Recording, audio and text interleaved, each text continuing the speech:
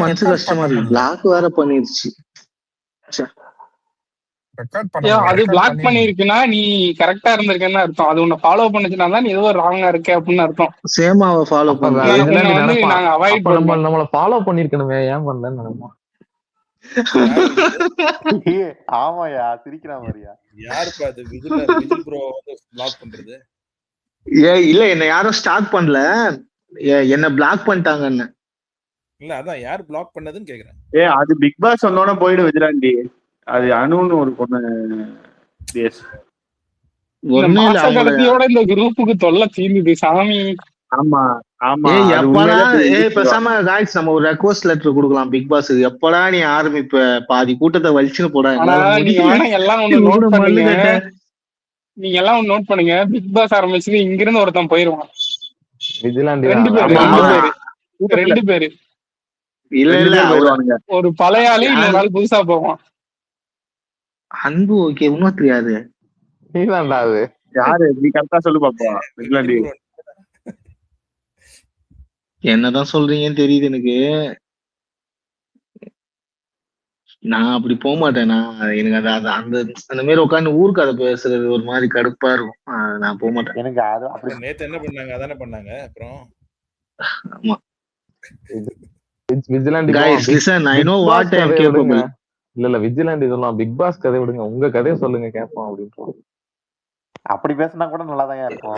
இங்க அதுதான் ஒரு நிமிஷம் எல்லாருமே கேட்டுக்கங்க. நீங்க தொடர்ந்து பாத்தீங்கன்னா என் மூலியமா ஒரு என்ன வச்சு ஒரு இணைய தாக்குதல் நடக்கு. சைபர் புல்லிங், இணைய தாக்குதல்.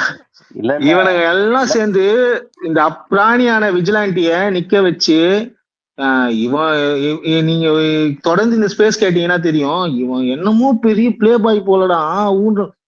நான் கைஸ் என் ஸ்டோரி எல்லாம் சொன்னா அழுதுருவீங்க. அவனுக்கு எல்லாருக்கும் தெரியும் மைக்கில் இருக்கவனுங்களுக்கு. ஆனாலும் சரி, இவனுங்க பண்ண போற அயோக்கியத்தனத்தை மறைக்கிறதுக்காக என்ன வண்டியில ஏற்றி விட்டுருவானுங்க. நான் அப்புறம் மாரி வண்டியில ஏறி உட்காந்து போயின்னு இருப்பேன். ஊரே என்ன பார்க்கும். அந்த டைம்ல பிச்சைக்கார மாதிரி நின்றுட்டு இருப்பேன். அப்பாவி பிச்சைக்கார மாதிரி நான் போயின்னு இருப்பேன். இவனுக்கு எல்லாம் அவனுக்கு வேலையை பார்த்துட்டு இதுவாயிடுவாங்க, சேஃப்டி ஆயிடுவாங்க. பேச கூட விட மாட்டாங்க. ஆனா படப்பாடி சொன்னதை நான் ஏத்துப்பேன். உங்க கதையை சொல்லுங்கன்னு சொன்னா கூட இன்ட்ரெஸ்டிங்கா தான் இருக்கும். ஊரு கதையை கேக்குறது. நோட்ஸ் எடுத்துட்டியாடா? இந்த கடைசி பக்கத்து தள்ளி வச்சுக்க. அந்த நோட்ல என்ன சொன்னான்னு தெரியல, நஜிது கேட்கல. படப்பாடி சொன்னாப்ல இல்ல, உங்க கதையை சொல்லுங்க அப்படின்ட்டு. அப்ப உண்மையிலேயே பிக் பாஸ் கதையை பேசுறதுக்கு அப்படியாவது பேசலாம், ஜாலியா தான் இருக்கும். ஆமா ஆமா, அது உண்மைதான். பிக் பாஸ் எல்லாம் உட்காந்து அவன் பேசுவான். ஆனா நீங்க போய் தான் மிச்ச குரூப்புக்கு எல்லாம் வந்து ஆளுங்களை சேர்த்து வருவீங்க.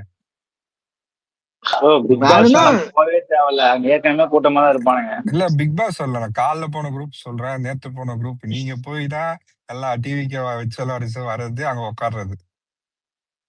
நீங்க லிசனரா போன உடனே இல்ல ஸ்பீக்கர் வாங்க. அதுக்கு என்ன பண்றது, வெறுப்பா இருக்கு. நம்ம போய் தான் ஆகணும். இன்னைக்கு காலைல பாக்குறேன், அவங்க கத்தின்னு சேம் கீழே போய் பாப்போம் யாருதான் டிஎம் கேட்க. ஃபுல்லா விஜய் போட்டோ வச்சுட்டு உட்காந்துருக்கானுங்க. இவனே சாஃப்ட் லான்ச் பண்றாங்களா கொங்கு யூசர மூலியமா? தங்கிய பண்ணுவானுங்க. சொல்றேன், அவனுங்களா தான் சொல்றேன், சாஃப்ட் லான்ச் பண்றாங்க. ஆமா ஆமா, குத்துசி மேல வாங்க, இஸ்கரா மேல வாங்க. என்ன 2 பேரும் மேல வர மாட்டீங்க? நம்ம கூட அவங்களுக்கு ஒன்னும் பிரச்சனை இல்ல. படப்பாடி சிம்பிளா ஒண்ணுதான். கலைஞரின் ஆசை பெற்ற சின்னம் தாமரைன்னு எடுத்து போட்டு வேலை முடிஞ்சது. சிம்பிளா எப்படி? விஜில எனக்கு டவுட்டியா? கேக்குதா? கேக்குது. நேத்து ஒரு ஸ்பேஸ்ல ஏறினல, ஜூலி ஸ்பேஸ்ல. அதுல இருந்து ஏன் வெளில லெஃப்ட் ஆன? அந்த ஸ்பேஸ்ல தான் நடந்தது இந்த சம்பவம். அன்பு கலாச்சிருந்தாங்களா? இல்ல இல்ல, அது அந்த டைம்ல என்ன வெளியே தூக்கி போட்டுச்சு. நான் திரும்பி வந்து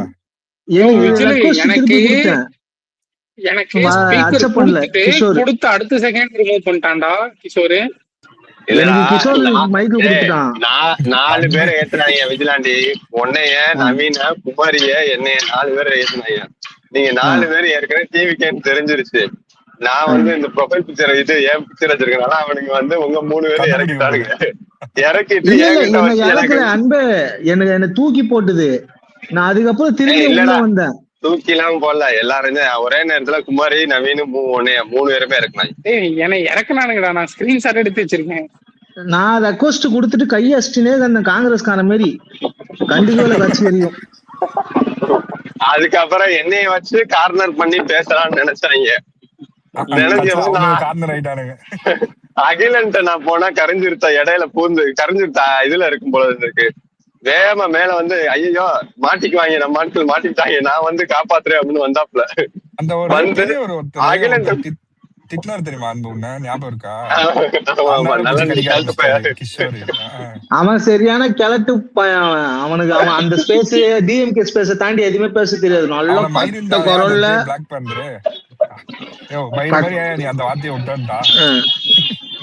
கட்ட குரல்ல உட்காந்து கேவலமா பேசுவான். அவங்க அனிஃபா கிட்ட சொல்றாரு, நான் கீழே மைக் கொடுத்துட்டு கேக்குறேன், இந்த விஜிலாண்டி சீன் ஓட்டுவான், சும்மா கிட்ட பேச சொல்ல, ஏன் உனக்கு வாய் இல்ல, நீ பேசு என்கிட்ட வந்து. சும்மா என்ன கழட்டிட்டு வரா? சும்மா கூட உட்காந்து பேசுறியா?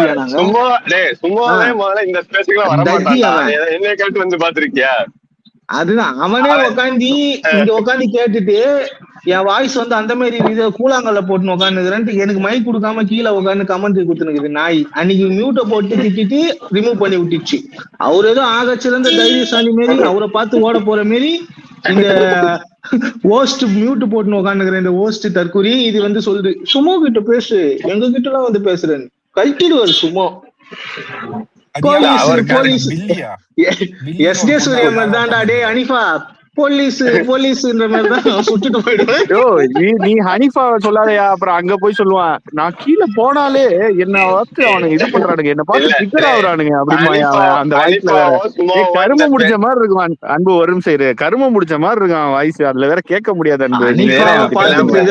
சொன்னா அவனுங்களே நம்ப மாட்டாங்க. அனிஃபா கதை கொடுக்குறியாங்க வந்து போடா, நீ பேசவே மாட்டேன், உன்னை பார்த்து ஃபிகர் வேற ஆகுறாங்களா? இல்லையா விஜிலாண்டி, ஒரு 10 நிமிஷம் அரசியல் பேச சொல்ல அவனை, அவன் ஸ்பேஸ்ல நம்ம ஸ்பேஸ் கூட வந்து பேச வேண்டாம், அவன் ஸ்பேஸ்ல ஒரு 10 நிமிஷம் தொடர்ந்து பேச சொல்ல அவனை பாப்போம். பேச மாட்டான். அதான் சொல்றேன், ஜனநாயகத்துல எல்லாருக்கும் உரிமை உண்டு. பேசுறவனுக்கு தான் இல்ல, இந்த மாதிரி அட்டெண்டன்ஸ் போடுறவனுக்கு அட்டெண்டன்ஸ் எடுக்கிறவனுக்கு உரிமை உண்டு. அது வந்து ஆளை சேர்க்கிறவன் மைக்கு கொடுக்குற அந்த மாதிரி வேலை மட்டும் பாக்குறக்காண்டி வச்சிருக்காங்க. பிளஸ் ஒரு டோக்கனிசம், அந்த அதுக்கெல்லாம் இல்ல இல்ல அவன் ஃபாலோவர் சேர்த்துக்கிட்டு ஜம்முன்னு உட்காந்துருவான். புதுசா இப்போ ஒருத்த கடையை போட்டவன அவன்கிட்ட டென்ஷன் ஆகி பேசுறான் தெரியுமா உனக்கு? ஒரு ரெக்கார்டிங் ஒண்ணு இருக்கு, அனுப்புற பாரு. ஹனிஃபா பேசின ரெக்கார்டிங் வந்து இந்த சந்து உலகத்துல இருக்குன்னா அது ஒரு 2 செகண்ட் பேசிருக்கான். அவனுக்குள்ள இந்த பொறாம வேற. இப்ப ஹனிஃபாக்கு எல்லாம் வேற எவனாவது இந்த அருண் சேலமா அவன் வந்து ஸ்பேஸ் போடுறது பொறாம. பிக் பாஸ் ஃபாலோவர் சேர்த்து ஹனிஃபாவே அவன் கிட்ட போய் கருமையை தொத்திக்கிட்டான். அவன் பிக் பாஸ் ஹனிஃபாலாம் இந்த கரிஞ்சிருத்த இவங்க சொல்லுவாங்கல்ல, வெஜிதாங்கிற பேர்ல இருந்து வந்தோடனே பிக் பாஸ் இந்த பூமர் ஸ்பேஸ் இந்த மாதிரி ஸ்பேஸ் எல்லாம் போய் இவரோட புளிச்சுத்தரத காமிச்சு தான் ஃபாலோ வச்சிருந்தாரு. இவன் ஒருத்தனால ஸ்பேஸே ஹோஸ்ட் பண்ண முடியறது இல்ல. இப்ப அவன் வேற பாவம் கஷ்டப்பட்டுக்கிட்டு இருக்கான். வாங்க முடியலையா அவனால? வயிற்றுச்சல் இருக்காங்க. சேமா இல்லையா?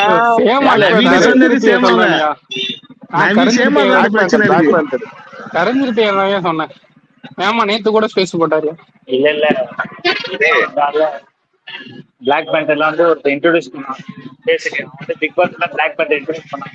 அவர் வந்து பெரிய குடுத்த மாதிரி வந்து பிளாக் பேண்டர் பேசுவாங்க. வாங்க பிக் பேண்டர் அப்படி பேசிட்டு வந்து அண்ணன் இன்ட்ரோடியூஸ் பண்ண வந்து மீட்டிங் வாங்கன்னு ஒரு 10 பேர் கூப்பிட்டானுங்க. உடனே கிளம்பி போவாரு.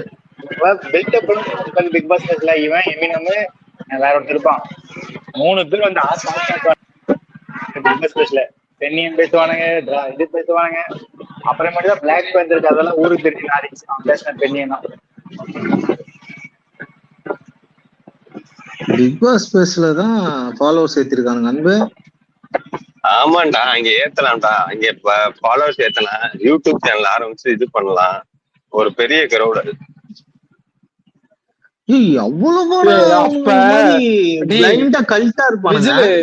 எனக்கு தெரிஞ்சு எக்ஸ் தம்பியா இருந்தவனுங்க எல்லாம் நிறைய பேர் யூடியூபர் ஆயிட்டானுங்க இன்னைக்கு பிக் பாஸ்ல போய். விஜில் ப்ரோ அது ரொம்ப அடிக்டிவ். அது ஒன்ஸ் நீங்க இறங்கிட்டீங்கன்னா முடிஞ்சுது. என்னங்க ஸ்போர்ட்ஸ் விடவாங்க அடிக்ட் ஆகுது. இந்த இமாதுன்னு ஒருத்தர் இருப்பான் பாரு, இமாதுன்னு ஒருத்தர் இருப்பான் பாரு, அவன் பிக் பாஸ் வச்சுதான் அவனுங்கெல்லாம் இப்ப பாரு இது அரசியல் பேசிட்டு இருக்கானுங்க இமாதெல்லாம் அங்க இருந்து வந்து. இமானு செய்யதெல்லாம் விடுங்க. அன்னைக்கு நீங்க கூப்பிட்ட அரசியல் பேரு மறந்துட்டேன், அவர் பேர் என்ன? முக ஸ்டாலின். அவரும் பிக் பாஸ் ஐடி தான் நினைக்கிறேன், ஃபாலோவர்ஸ் நிறைய ஏற்றி வச்சுக்கிறாரு.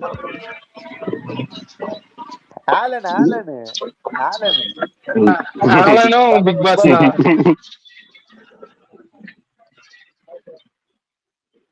நண்பர்களே, பிக் பாஸ் என்பது தவறான சொல் கிடையாது.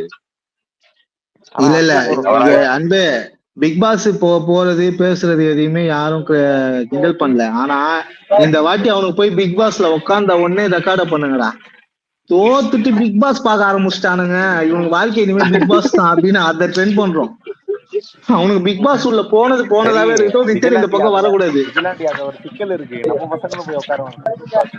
நடிகர் பிக் பாஸ் போறது பேசுறதெல்லாம் தப்பு இல்ல. பிக் பாஸ்லயும் சில பேர் போயிட்டு தோழர்களே பெண்ணியம்னா என்னன்னு தெரியுமா, இந்த சமூகம் ஏன் இப்படி இருக்கு தெரியுமா, இங்க வெளியே இருக்க சமூகம் உள்ள எப்படி அந்த விஷயத்தை கடத்தும் தெரியுமா. ஒரு 100 பேர் இருக்காங்க, அந்த இடத்துல ஒரு நல்ல கருத்தை விதைக்கலாம் அப்படின்னு பேசுறது தவறு கிடையாது. பட் அது யார் பேசுறாங்கன்னு இருக்குல்ல, அதுதான் புரியுது. அன்பு மாதிரி ஆட்கள் பேசுறது உனக்கு பிடிக்கலன்ற இது என்ன அம்பா இருக்கு. அன்பு பேசினா அக்செப்ட் பண்ணிப்பேன், பேண்டர் பேசினா ஒத்துக்க மாட்டேன். இவன் சொல்றது எப்படி இருக்குன்னா, வைன் ஷாப்ல போய் குடிக்காதீங்க ப்ரோ, உடல் நலத்திற்கு கேடு, பணம்லாம் புண்ணா போயிரும் ப்ரோ. இப்போ ஒரு 100 பேர் இருப்பாங்க, அங்க பல பேர் வந்து எப்படின்னா மிஸ்ஸோவா இருப்பான், அவனுக்கு எப்படி ரியாக்ட் பண்ண தெரியாது. அந்த இடத்துல இப்படி பண்ணக்கூடாது அப்படின்னு நம்ம சொல்றதுனால ஒரு 2 பேரு அதுல திருந்த வாய்ப்பு இருக்குல்ல. அந்த மாதிரி நம்ம போறது அங்க அதுக்கு தான்டா போறான். நீ அவன்கிட்ட போயிட்டு இல்ல ப்ரோ தடாதீங்கன்னா எனக்கு புரியலையே. அந்த மாதிரி யூஸ் பண்ணலாம். பட் சம்டைம்ஸ் இத வந்து என்ன கேக்குறேன்னா, வாட்டர்மெலன் ஸ்டாருக்கு எப்படி ஒரு சப்போர்ட் ஒரு குரூப் இருந்தது, அதை எப்படி பாக்குறீங்க? அவனுக்கு நம்ம சப்போர்ட் பண்ணுவானுங்க. கேளு அன்பு கிட்ட கேளு. ஆமா ஞாபகம் வந்துச்சு எனக்கு. கார்த்தி அந்த டைம்ல கானா வினோத்துக்கு சப்போர்ட் பண்ணி போஸ்டா போட்டுன்னு இருப்பான் விசிகா கார்த்தி. வாட்டர்மெலன் ஸ்டாருக்கு எப்படி ஒரு சமூகத்துல ஒரு சப்போர்ட் சொல்லு. அன்பு மாதிரி ஆள்லாம் வாட்டர்மெலன் ஸ்டாரோட ஃபேன் தான், அது உனக்கு தெரியுமா? என்னடா அன்பு அவன் ஃபேனாரா நீ? அவன் அந்த ஜாதி பத்தி ஒரு இன்டர்வியூ கொடுத்தான்ல, அதுக்கு முன்னாடி அவனை இன்னசென்ட்டா தான் ஏன் பார்த்தாங்க. அதுக்கு முன்னாடி இல்ல எனக்கு அந்த நாய் ஃபர்ஸ்ட்ல இருந்தே கல்பிரிட்னு தெரியும். அது ஒரு மாதிரி மௌனம், அதான் மௌனம் சம்மதத்துக்கு அறிகுறி. அன்பு அமைதியே அதை திருவிழாங்க. 500 பெட்ரோல் போட்டு இருக்கேன்டா வேணா. டேய் 500 ரூபாய்க்கு பெட்ரோல் பாரு, 200 ரூபாய்க்கு தான் போடுவோம். எல்லா ரூட்ல இருந்து வருது போல இது சேமா காசு அவனுக்கு. BMW பைக்கு 500 ரூபாய்க்கு தான். என்ன கோஹோஸ்ட் குத்தூசி தோழர் மேல வந்திருக்கிறாரு, நீங்க ஒண்ணுமே கேட்கல.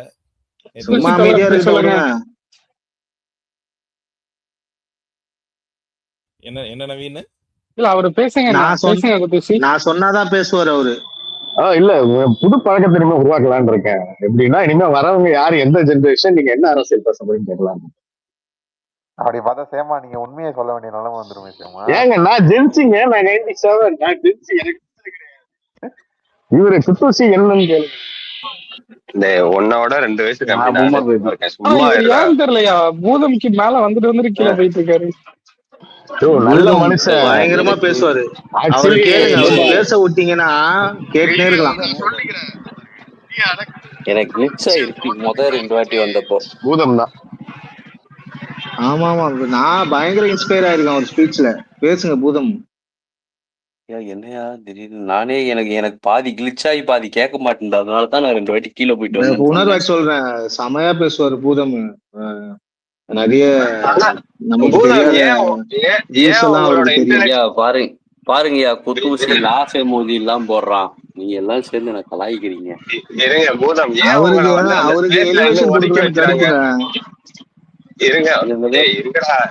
இந்த போன்லயுமே என் வாய்ஸ் இப்படிதானடா இருக்கு. ஹெட்செட் ப்ராப்ளம், போன் ப்ராப்ளமா? கேக்குதா? எனக்கு கேக்குது, எனக்கு ஓகே கேக்குது. பூதம் ஏன் உங்களை அந்த பேஸ்ல இருந்து ஒதுக்கி வைக்கிறாங்க சொல்லுங்க, நம்ம நியாயம் கேட்போம். அதெல்லாம் நியாயம்லாம் கேட்காதீங்க, விட்டுருங்க அத. நீங்க அறிவாளியா, நீங்க தான் நல்லாவும் பேசுறீங்க, அடிச்சும் பேசுறீங்க. பூதம் வந்து அதிராவோட கத்தி மாதிரி பார்த்தாவே போதும். அந்த பீஜம் ஏத்த மாட்டேங்கிறாங்க. இந்த ஆவியெல்லாம் வச்சுக்கிட்டு ஆவி அரை மணி நேரம் குத்தூசி அறுக்குறாரு போய். காப்பாத்துறா என்ன கலாய்க்கிறாங்கடா குத்தூசி. நமக்குள்ள 1000 பிரச்சனை இருக்கலாம்டா. இந்த மாதிரி நேரத்துல கலாய்க்கிறோம். காப்பாத்துறா. ப்ரோ கலாய்க்கல பூதம் ப்ரோ, நீங்க உண்மையா சொல்றேன். நீங்க வந்து ஒரு அதிராவோட கத்தி மாதிரி, அந்த கத்தியே வரலாற சொல்லும் அப்படின்னு.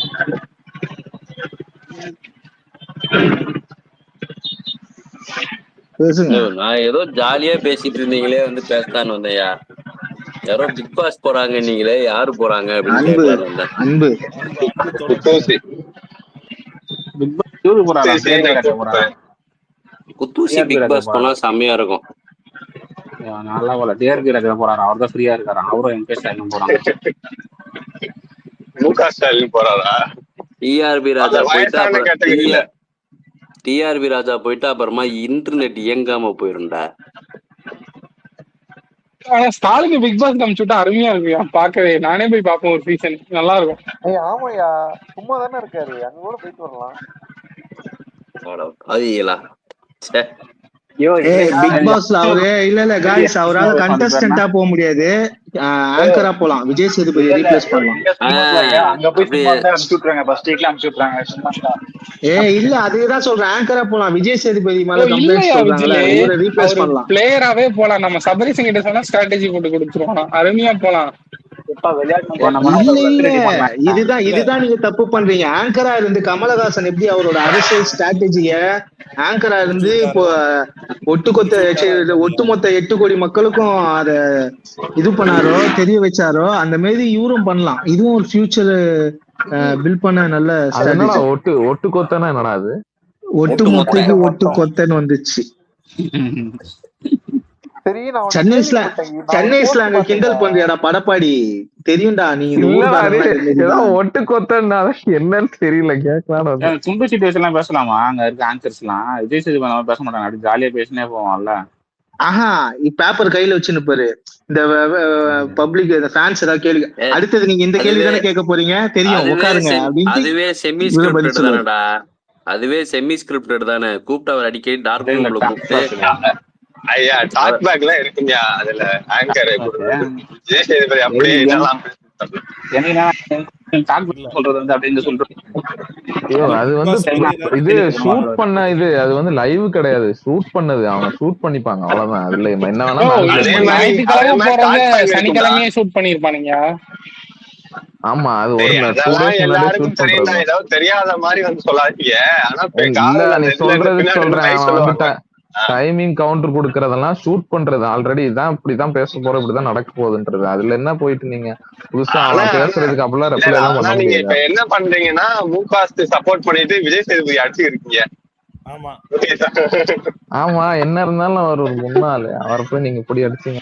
இல்ல ஆக்சுவலா இது 2 பேருக்குமே ஒரு நல்ல விஷயம். நல்ல டேலண்டடான ஆக்டர் பிக் பாஸ் போய் மோசமா வர்றாரு, நல்ல டேலண்டடான ஆங்கர் அரசியல்ல இருந்து மோசமா போறாரு. சோ 2 பேருக்குமே இது நல்ல ஆப்பர்ச்சுனிட்டி, நல்ல இது பண்ணலாம்.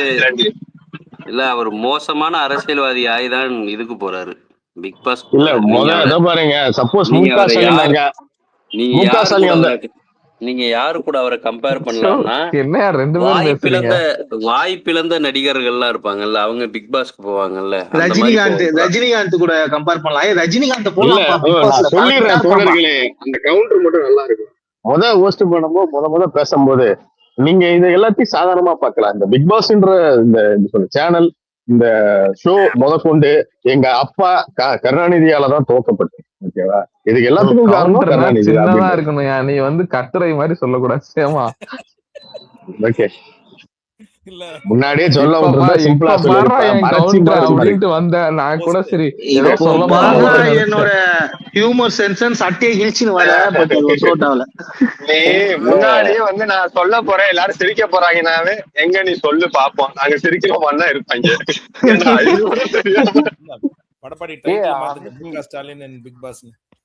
அன்னைக்கு ஒரு நியூஸ் ஆர்டிகல் பார்த்தேன்யா, கமல் வந்து கட்சி கொள்கையை சொல்லவே இல்லையா அவங்கள. என்னையா உண்மையாவையா? நான் அப்ப சின்ன பையன் வேற, எனக்கு உண்மையே தெரியவும் தெரியாது.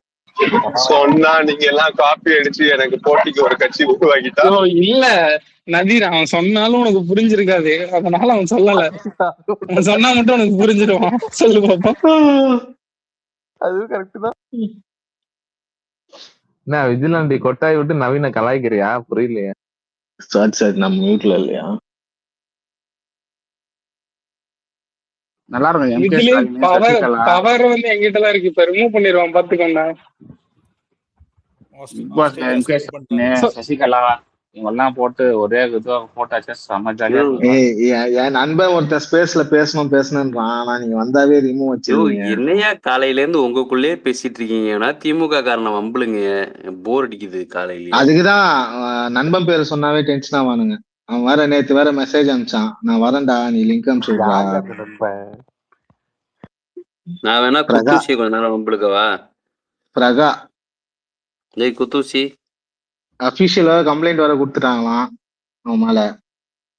ஆமா, அது எப்பயே கொடுத்துட்டாங்களே. இல்ல அது இன்னைக்கு புதுசா ஒண்ணு கொடுத்துருக்காங்க போல. நேத்து நைட்டு அவன் உடனே அதுக்கு மேல போயிட்டு ஐயோ பயமாகுது சார் அப்படின்னு போடுறான். கம்ப்ளைண்ட் கொடுக்கணும் கூப்பிடுவா. அவனுக்கு இங்க வர விஜிலாண்டி சும்மா அவன் ஏதாச்சும் அபியூசிவ் தான் பேசிக்கிட்டு இருப்பேன். அப்புறம் அதை வச்சு உடனே சும்மாவே அபியூசிவ்ங்கிறாங்க. நீ யாருக்காச்சும் இந்த மாதிரி வக்காலத்தை இது பண்ணிக்கிட்டு அது வந்து இல்ல அவன் புடுங்குற எல்லா அணியும் தேவையில்லாத அணினா ஆனா புடிங்கிட்டு தான் இருப்பாங்க.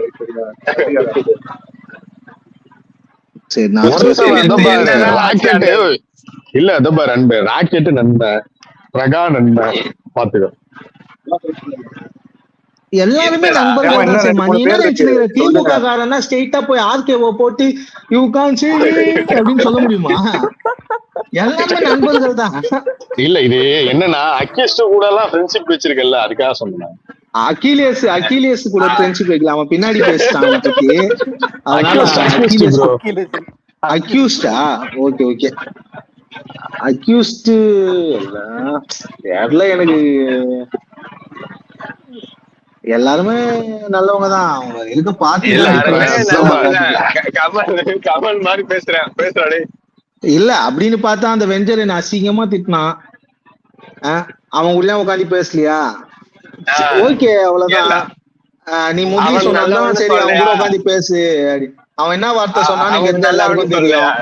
நேர்ல இருந்தா அவனை நேர்ல இருந்தா அதான் அவனை நல்லவன் சொல்லியா?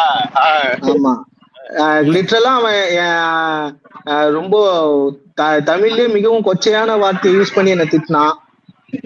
அவன் கூட நான் உட்காந்து பேசியிருக்கேன் நீங்க நல்லவர்கள் சொன்னதுனால. நேர்ல இருந்தா சூற விட்டுட்டு இருப்பேன் வெஞ்சரை. இல்ல விஜில் ப்ரோ நம்ம ஸ்பேஸ்ல இருக்காங்க. வெஞ்சர் நல்லவர்னு அதுதான் சொல்றேன் நானு. இப்போ வெஞ்சர் உங்களுக்கு ஆனா நீ சொன்ன பிரகாவையோ ராக்கெட்டையோ கூட்டிட்டு வந்து ஒரு 3 மணி நேரம் பேச வச்சிருப்பாப்பா அரசு. நான் ஒத்துக்கிறேன். இங்க பேசுறதுனால நல்லா ஆயிட மாட்டாப்பா. அது வேற இது வேற. நீ வந்து நல்லா பேச முடியும். இப்போ நான் ஒரு எக்ஸாம்பிள் சொல்றேன் முரளி. என்ன அபியூஸ் பண்ண வெஞ்சரை வந்து நீ நல்லவன் சொல்லும் போதும் ஊரையே அபியூஸ் பண்ணாலும் என்கிட்ட நல்லா பேசுற பிரகாவையும் ராக்கெட்டையும் நான் என்ன சொல்றது? பிரகா என்னையாவது என்ன திட்டி பாத்திருக்கியா? ராக்கெட் என்னையாவது என்ன திட்டி பாத்திருக்கியா?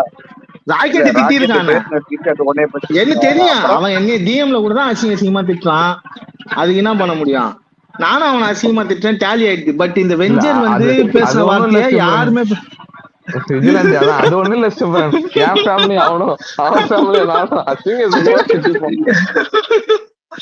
இல்ல இவன் பேசுனது வந்து ரொம்ப கடுப்பான வார்த்தை. என்னால மறக்க முடியல. என்னைக்கா இருந்தாலும் வெஞ்சருக்கு ஒரு பாயாசத்தை போட ரெடியா இருப்பான் இந்த விஜிலாண்டி.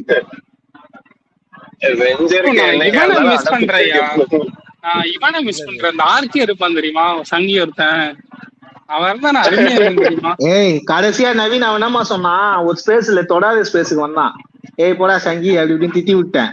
அதுக்கப்புறம் போயிட்டு வேற ஸ்பேஸ்ல ஏறி நான் வந்து விஜிலாண்டி மேல கேஸ் கொடுக்க போறேன் அப்படி இப்படின்னு சொல்லி டயலாக் பேசியிருக்கான். என்கிட்ட ஒருத்தர் வந்து உங்க மேல கேஸ் கொடுக்க போறாங்க. அதுதான் நான் சொன்னேன் சுப்ரீம் கோர்ட்ல ஆள் தெரியும். உனக்கு எப்படி ப்ரோ தெரியும்? நீதான் அந்த ஸ்பேஸ்ல இல்லையே. அவன் எல்லா ஸ்பேஸ்லயும் காமெடியா இருக்கும்டா விஜிலே. அவன் சொட்ட மண்டை சரியா. ஒரு நாள் என்ன பண்ணிட்டு இருக்கேன்னு கேட்டா முடி வெட்டிட்டு இருக்கேங்கிறான்டா. அவன் வழுக்க மண்டை, அவனுக்கு முடியே இல்ல. பாடி ஷேமிங் பண்றான்டா அன்பேவன். அதெல்லாம் நம்ம அவ்வளவு சீக்கிரம் பேசக்கூடாதுடா நவீனே. இன்னைக்கு நீ நான்லாம் மண்டேல மயிரோட சுத்தலாம். 10 வருஷம் ஆமா கழிச்சு நாளைக்கு 10 நம்ம வருஷம் எப்படி கழிச்சு இருப்போம் எப்படி இருப்போம்னு தெரியாது. ஏதோ நம்மளுக்கு எல்லாம் 26 வயசு நவீனா, அதனால நம்மளுக்கு 20 வருஷம் இருக்கு. சேமாக்கெல்லாம் பாரு இன்னும் 10 வருஷம் தான் இருக்கு. அவனெல்லாம் நான் கலாய்ச்சிருக்கேன்டா. அவன் ஒரு நாள் சொல்லிட்டு இருந்தான் சரியா, விஜய்க்கு வந்து இன்னும் அரசியல்லாம் அவ்வளவு தெரியல, எடப்பாடி எல்லாம் பாருங்களேன் ஒரு பிரச்சனை வரும்போது கூவத்தூர்ல வச்சு எப்படி மேட்டரை முடிச்சாரு, அந்த டாக்டிக்ஸ் எல்லாம் இன்னும் விஜய்க்கு தெரியலாம் சொன்னான்டா. அது டாக்டிக்ஸா? அதெல்லாம் டாக்டிக்ஸ் சொல்றதெல்லாம் இருங்கடா. நேத்து இஸ்கரா போட்ட ஸ்பேஸ்ல வந்து மைக்கேல் வந்து ஆத்துன்னு ஆத்திட்டு இருந்தேன். அப்படி என்னதான் சொன்னான்னு குத்தூசி சொல்லுவாரு. ஏதாவது சொல்லுங்க. ஆனா 2 மணி நேரத்துல முடிக்க வேண்டிய ஸ்பேஸே நீங்க வந்து ஒரு 8 மணி நேரம் ஆக்கிருக்கீங்க குத்தூசி. வாழ்த்துக்கள், பிராவோ. ஏன்னா குத்தூசி மீட்டிங் ஆரம்பிச்சப்பெல்லாம் என்னடா பண்ணா, அந்த கீழே ஒருத்தன் அந்த கீழே ஒருத்தன் தமிழ்னு எவனோ ஒருத்தன் நான் கண்ணப்பன்னு அவனை போய் மேல பேசுறான்னு நீ டா சொல்லிட்டு நான் போய் மேல பேச மாட்டேன். அர்ஜுனன் ஜாதி வெறிய நான் போய் பேச மாட்டேன்.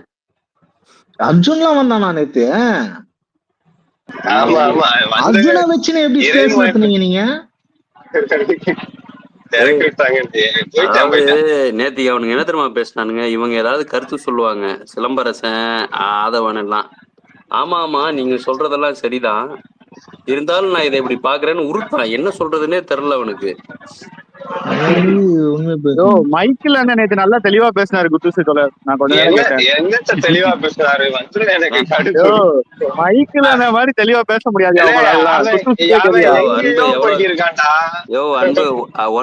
அன்பு உனக்கும் வெண்மோ பண்ணி விடுறான் அவன். ஆஜான் விஜய்க்கு தான் காசு அனுப்புறான்னு நினைச்சேன். இல்ல அன்பு, எனக்கு ஒரே ஒரு கேள்வி. இப்ப மைக்கேல் அண்ணன் பேசினதுல என்ன தப்பு இருக்கு சொல்லு? என்ன பேசினா ஏதாச்சும் ஒரு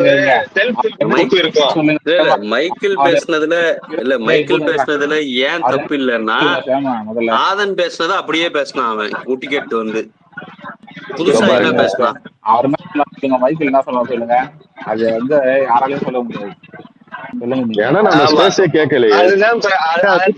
இப்பவும் சொல்றேன், அவர் பேசுறத பொறுமையா உட்காந்து கேட்கலாம். விஜய் பேசுறதெல்லாம் கேட்க முடியாது குத்தூசி, தெரியுமா? இவன் ஒருத்தன் எல்லாத்துக்கும் ஒரு ஸ்கேல் இல்ல அன்பே, நான் சொல்றேன் பாரு. ஆக்சுவலி மைக்கேல் நல்லா தான் பேசினாரு. மயிர்ல பேசினாரு. என்ன நல்லா பேசினாரு? இங்க ஆரம்பிச்சு நீ சொல்லு. நீ சொல்லு, ஜாதி உருவாக்க எங்க இருந்து ஆரம்பிச்சு சொல்லு. எத்தனாம் நூற்றாண்டு? நான் அதெல்லாம் பேசிட்டேன்டா. நான் அதெல்லாம் பேசிட்டேன் நேத்து. அவன் என்ன பேசினான்னு சொல்லு. நீ அவன் கரெக்டா இந்த பாயிண்ட் பேசினேன் அப்படின்னு ஒரு பாயிண்ட் சொல்லு. எங்கேயோ போய் இந்த பொருளாதாரம் அந்த பொருளாதாரம், அதாவது 4 செல்ஃப் ஹெல்ப் புக் படிச்சிருக்கேன் போல இருக்கு. ஜாதியை பத்தின புக் படிக்கும்போது இந்த புக்கையும் படிச்சிருக்கேன் போல இருக்கு. ரெண்டையும் கலந்து நோட் எழுதி வச்சுட்டானா என்னன்னு தெரியல. வந்து அவன் பேசுறதுக்கு இதுக்கு சம்பந்தமே கிடையாத மாதிரி பேசியிருக்கேன். கடைசியில என்ன சொல்ல வந்தது யாருக்குமே சொல்லிக்கிறேன். நான் ஆக்சுவலி நான் இன்னும் அவர் பேசுனதை கேட்கல. அப்ப கேட்டு வந்துட்டு உங்ககிட்ட சொல்றேன். ஆனா மைக்கேல் இல்ல சேமா இருக்குதான் இந்த முட்டா. ஏங்க நான் பாருங்க, சில பேர் பேசினா நல்லா இருக்கும். மைக்கேல் நல்லா பேசுறேன்.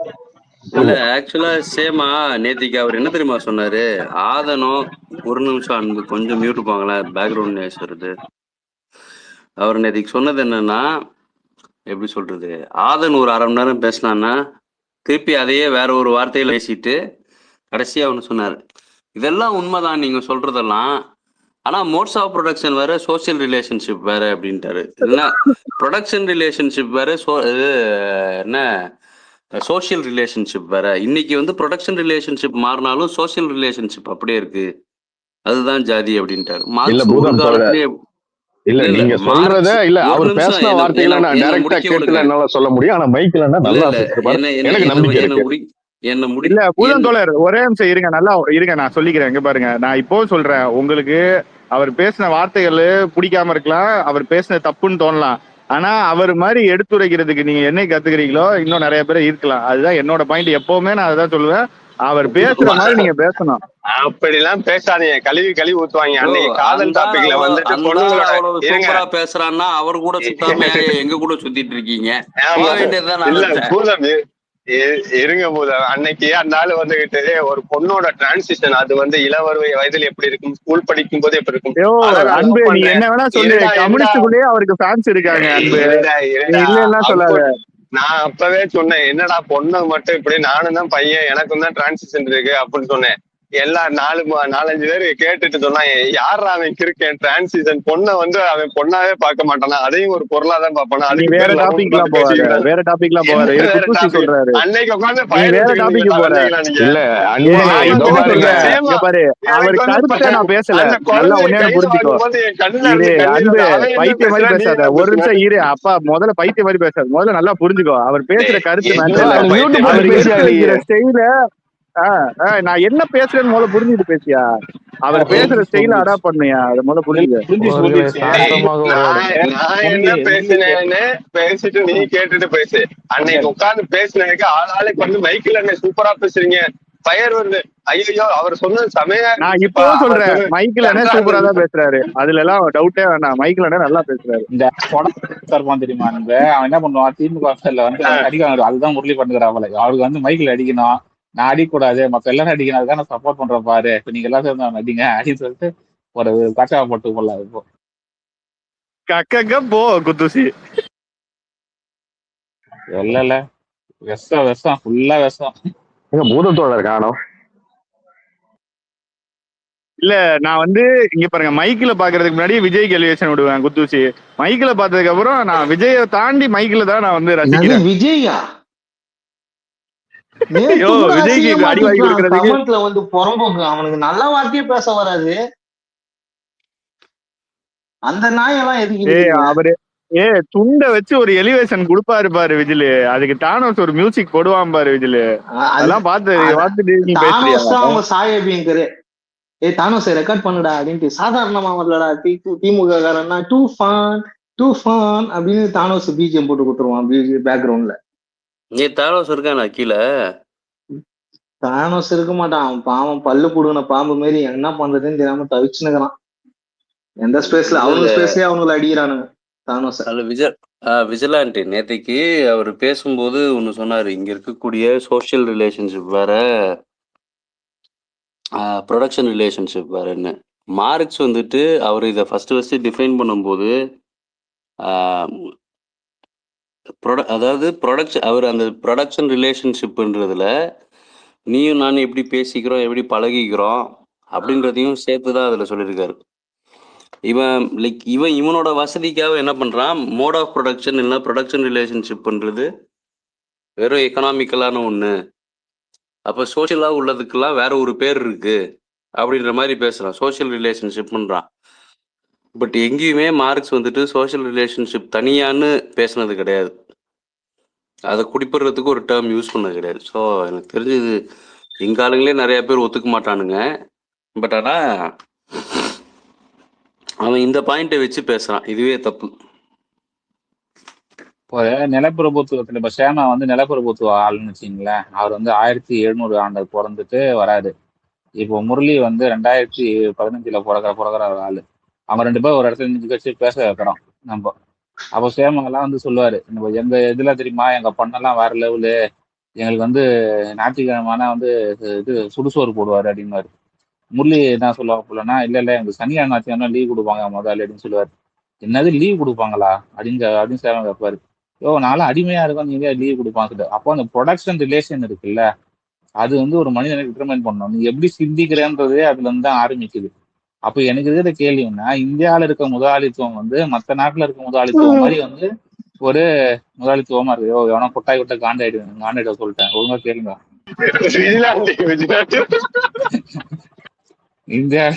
இந்தியாவில இருக்க முதலாளித்துவம் வந்து மற்ற நாட்டுல இருக்க முதலாளித்துவம் மாதிரி புரட்சிகரமா வரல.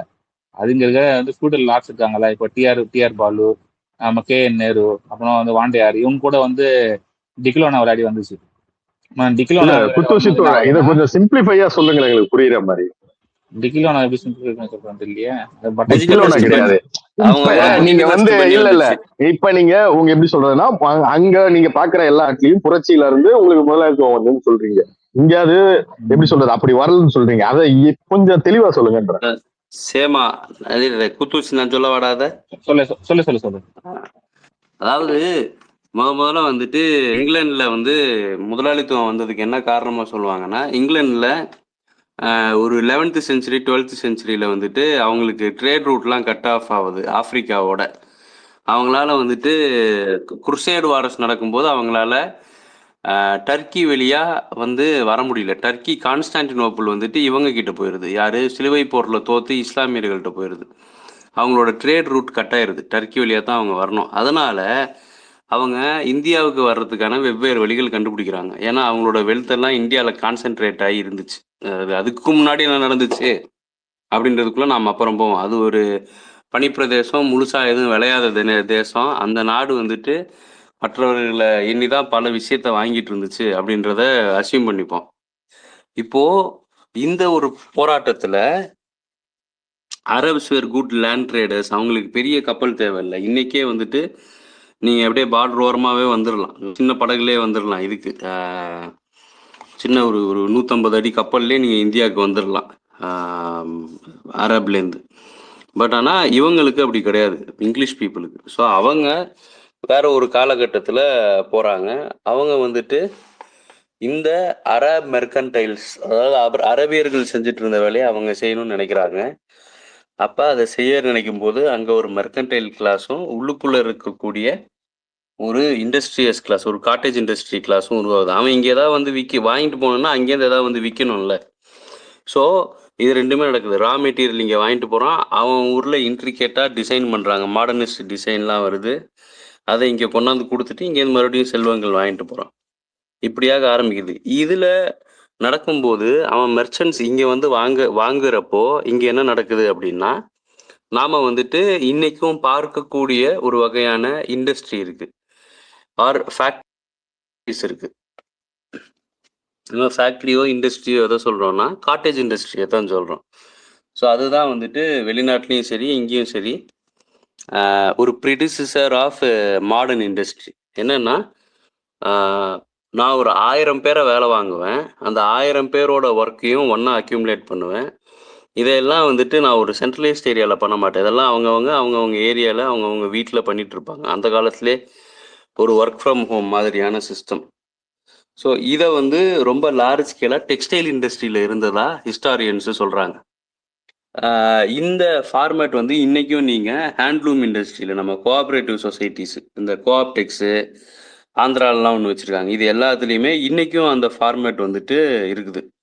அது எப்படி வந்து ஒரு 600 வருஷத்துக்கு முன்னாடி அது அந்த அந்த ஆர்கனைசிங் ஃபார்மேட், அந்த ப்ரொடக்ஷன் ஆர்கனைசேஷன் ஃபார்மேட்டு இன்னும் சேம் தான். ஒரு ஒரு ஒரு 10-15 புரோக்கர் இருப்பாங்க, புரோக்கருக்கு மேலே ஒரு ஏஜென்ட் இருப்பார், அந்த ஏஜென்ட்டு எல்லாத்தையும் வாங்கி எக்ஸ்போர்ட் பண்ணுவார். இந்த செட்டப் தான் அன்னைக்கு இருந்துச்சு. அன்னைக்கு பெரிய எக்ஸ்போர்ட்டும் கிடையாது.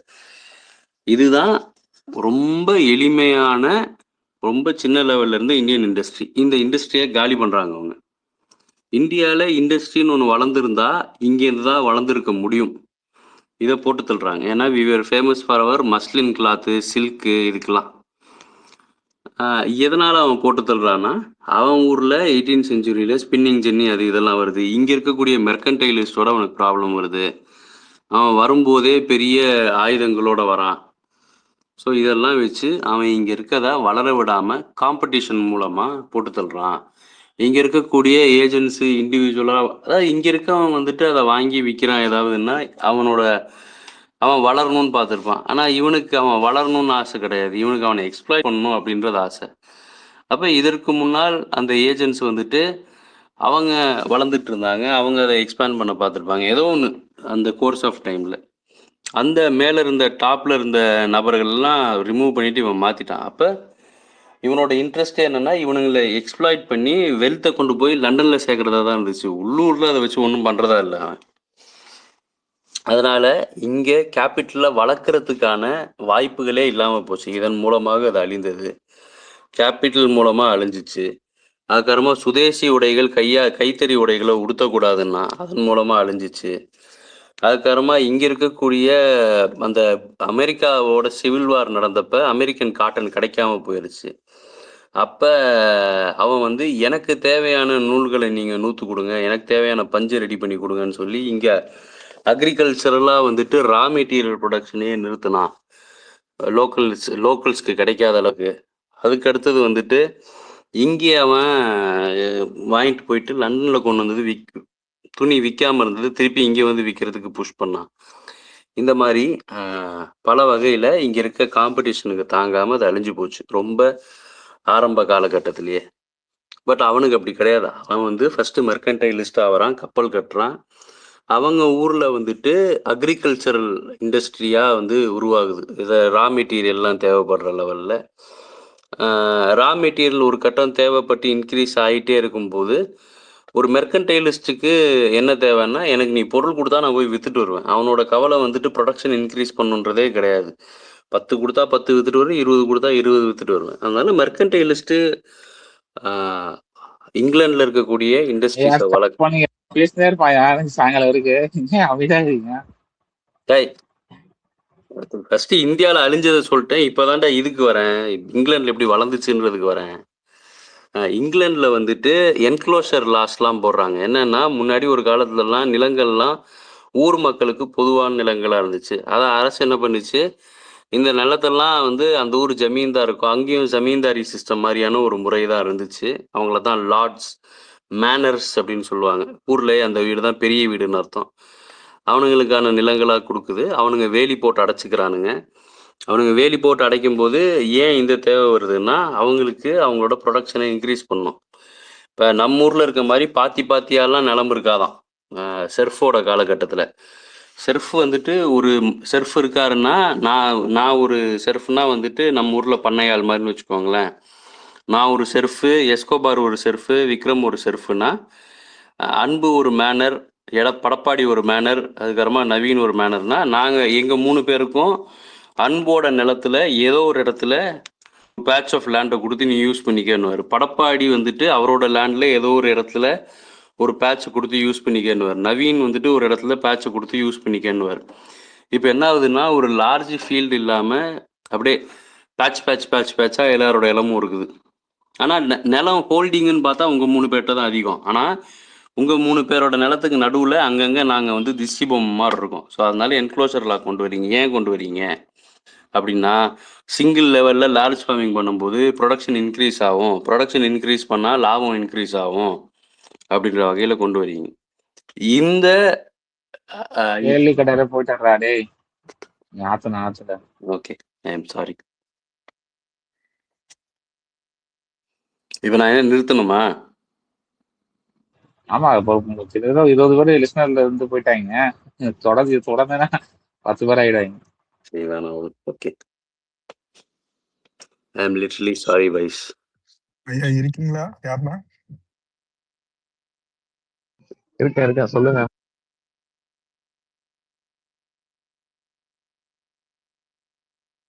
ஐயோ, தாவேகா ஸ்பேஸ் எப்படி அமைதியாக்கிட்டனே. இல்ல இருக்காங்க. நீங்க சொல்றத உண்மிச்சு கேட்டுட்டு இருக்கோம் ப்ரோ. கறிக்குழம்பு சாப்பிட்டுருப்பாங்க காலைல, தூக்கம் வந்திருக்காது. சரி உங்க தூக்கத்தை விட்டு ஸ்லீப்பிங் பில்ல யூஸ் பண்றாங்கடா, அது தெரியாம. சரி விடு. பூதம் மனசாட்சி இல்ல. அவன் குத்தூசி சிம்பிளா சொல்லலன்னு சிம்பிளா சொல்றேன். 1/2 மணி நேரம் உட்காந்து ஆத்துறேன். நான் சிம்பிளா தான் சொன்னேன். குத்தூசி வந்து கண்டென்ஸ் பண்ணி ஹிஸ்டரிய சொல்லிட்டாயா. நான் உங்களுக்கு ஒரு காலகட்டத்திலயே நீங்க அங்க போய் நேர்ல பாத்துட்டு வர்ற மாதிரி நான் சொல்றேன்யா. இல்ல தலைவர் இல்ல, இது பூதம் தோழர். நான் வந்து கொஞ்சம் டிராவல்ல இருக்கேன். ஒரு 40 கிலோமீட்டர் போக வேண்டியது ஒரு 25 கிலோமீட்டர் வந்துட்டேன். இன்னும் கொஞ்சம் நேரம் போச்சுன்னா நான் அந்த 5 கிலோமீட்டர் கவர் பண்ணிடுவேன். நான் மியூட்டுக்கு போய்க்கிறேன் நானு. இல்ல பூதம் தோழர், இது ரஜினி சொல்ற மாதிரி தான் இருக்கு. என்னது ஷார்ட்டாவா? இல்லைங்க, நான் மியூட்டுக்கு போய்க்கிறேங்க. இல்லைங்க, நீங்க மைக்கிள்டே கேட்டுங்க, நான் மியூட்டுக்கு போய்க்கிறேன். அப்படியே விளக்கு பிடிக்க சொல்லுவாங்க. எங்க போறது? போய் புடிடா போடா. அவன் வேற அந்த லேட்டன்ல சிவப்பு கலர் பெயிண்ட் வேற அடிச்சு தருவான். போய் புடிச்சிட்டு நில்லு. இது உங்க நண்பர் சுவாமிநாதன் ஃப்ரீயா இருந்தா மேல வாங்க. அவங்க பூதம் தோழர் வந்து உங்ககிட்ட பேசணுமா. நீங்க வந்து கமெண்ட் செக்ஷன்ல ரொம்ப அழகழகா முச்சா எழுதுறீங்களா, அதனால வந்து வாங்க, இந்த அவர்கிட்ட பேசணும் ப்ளீஸ்.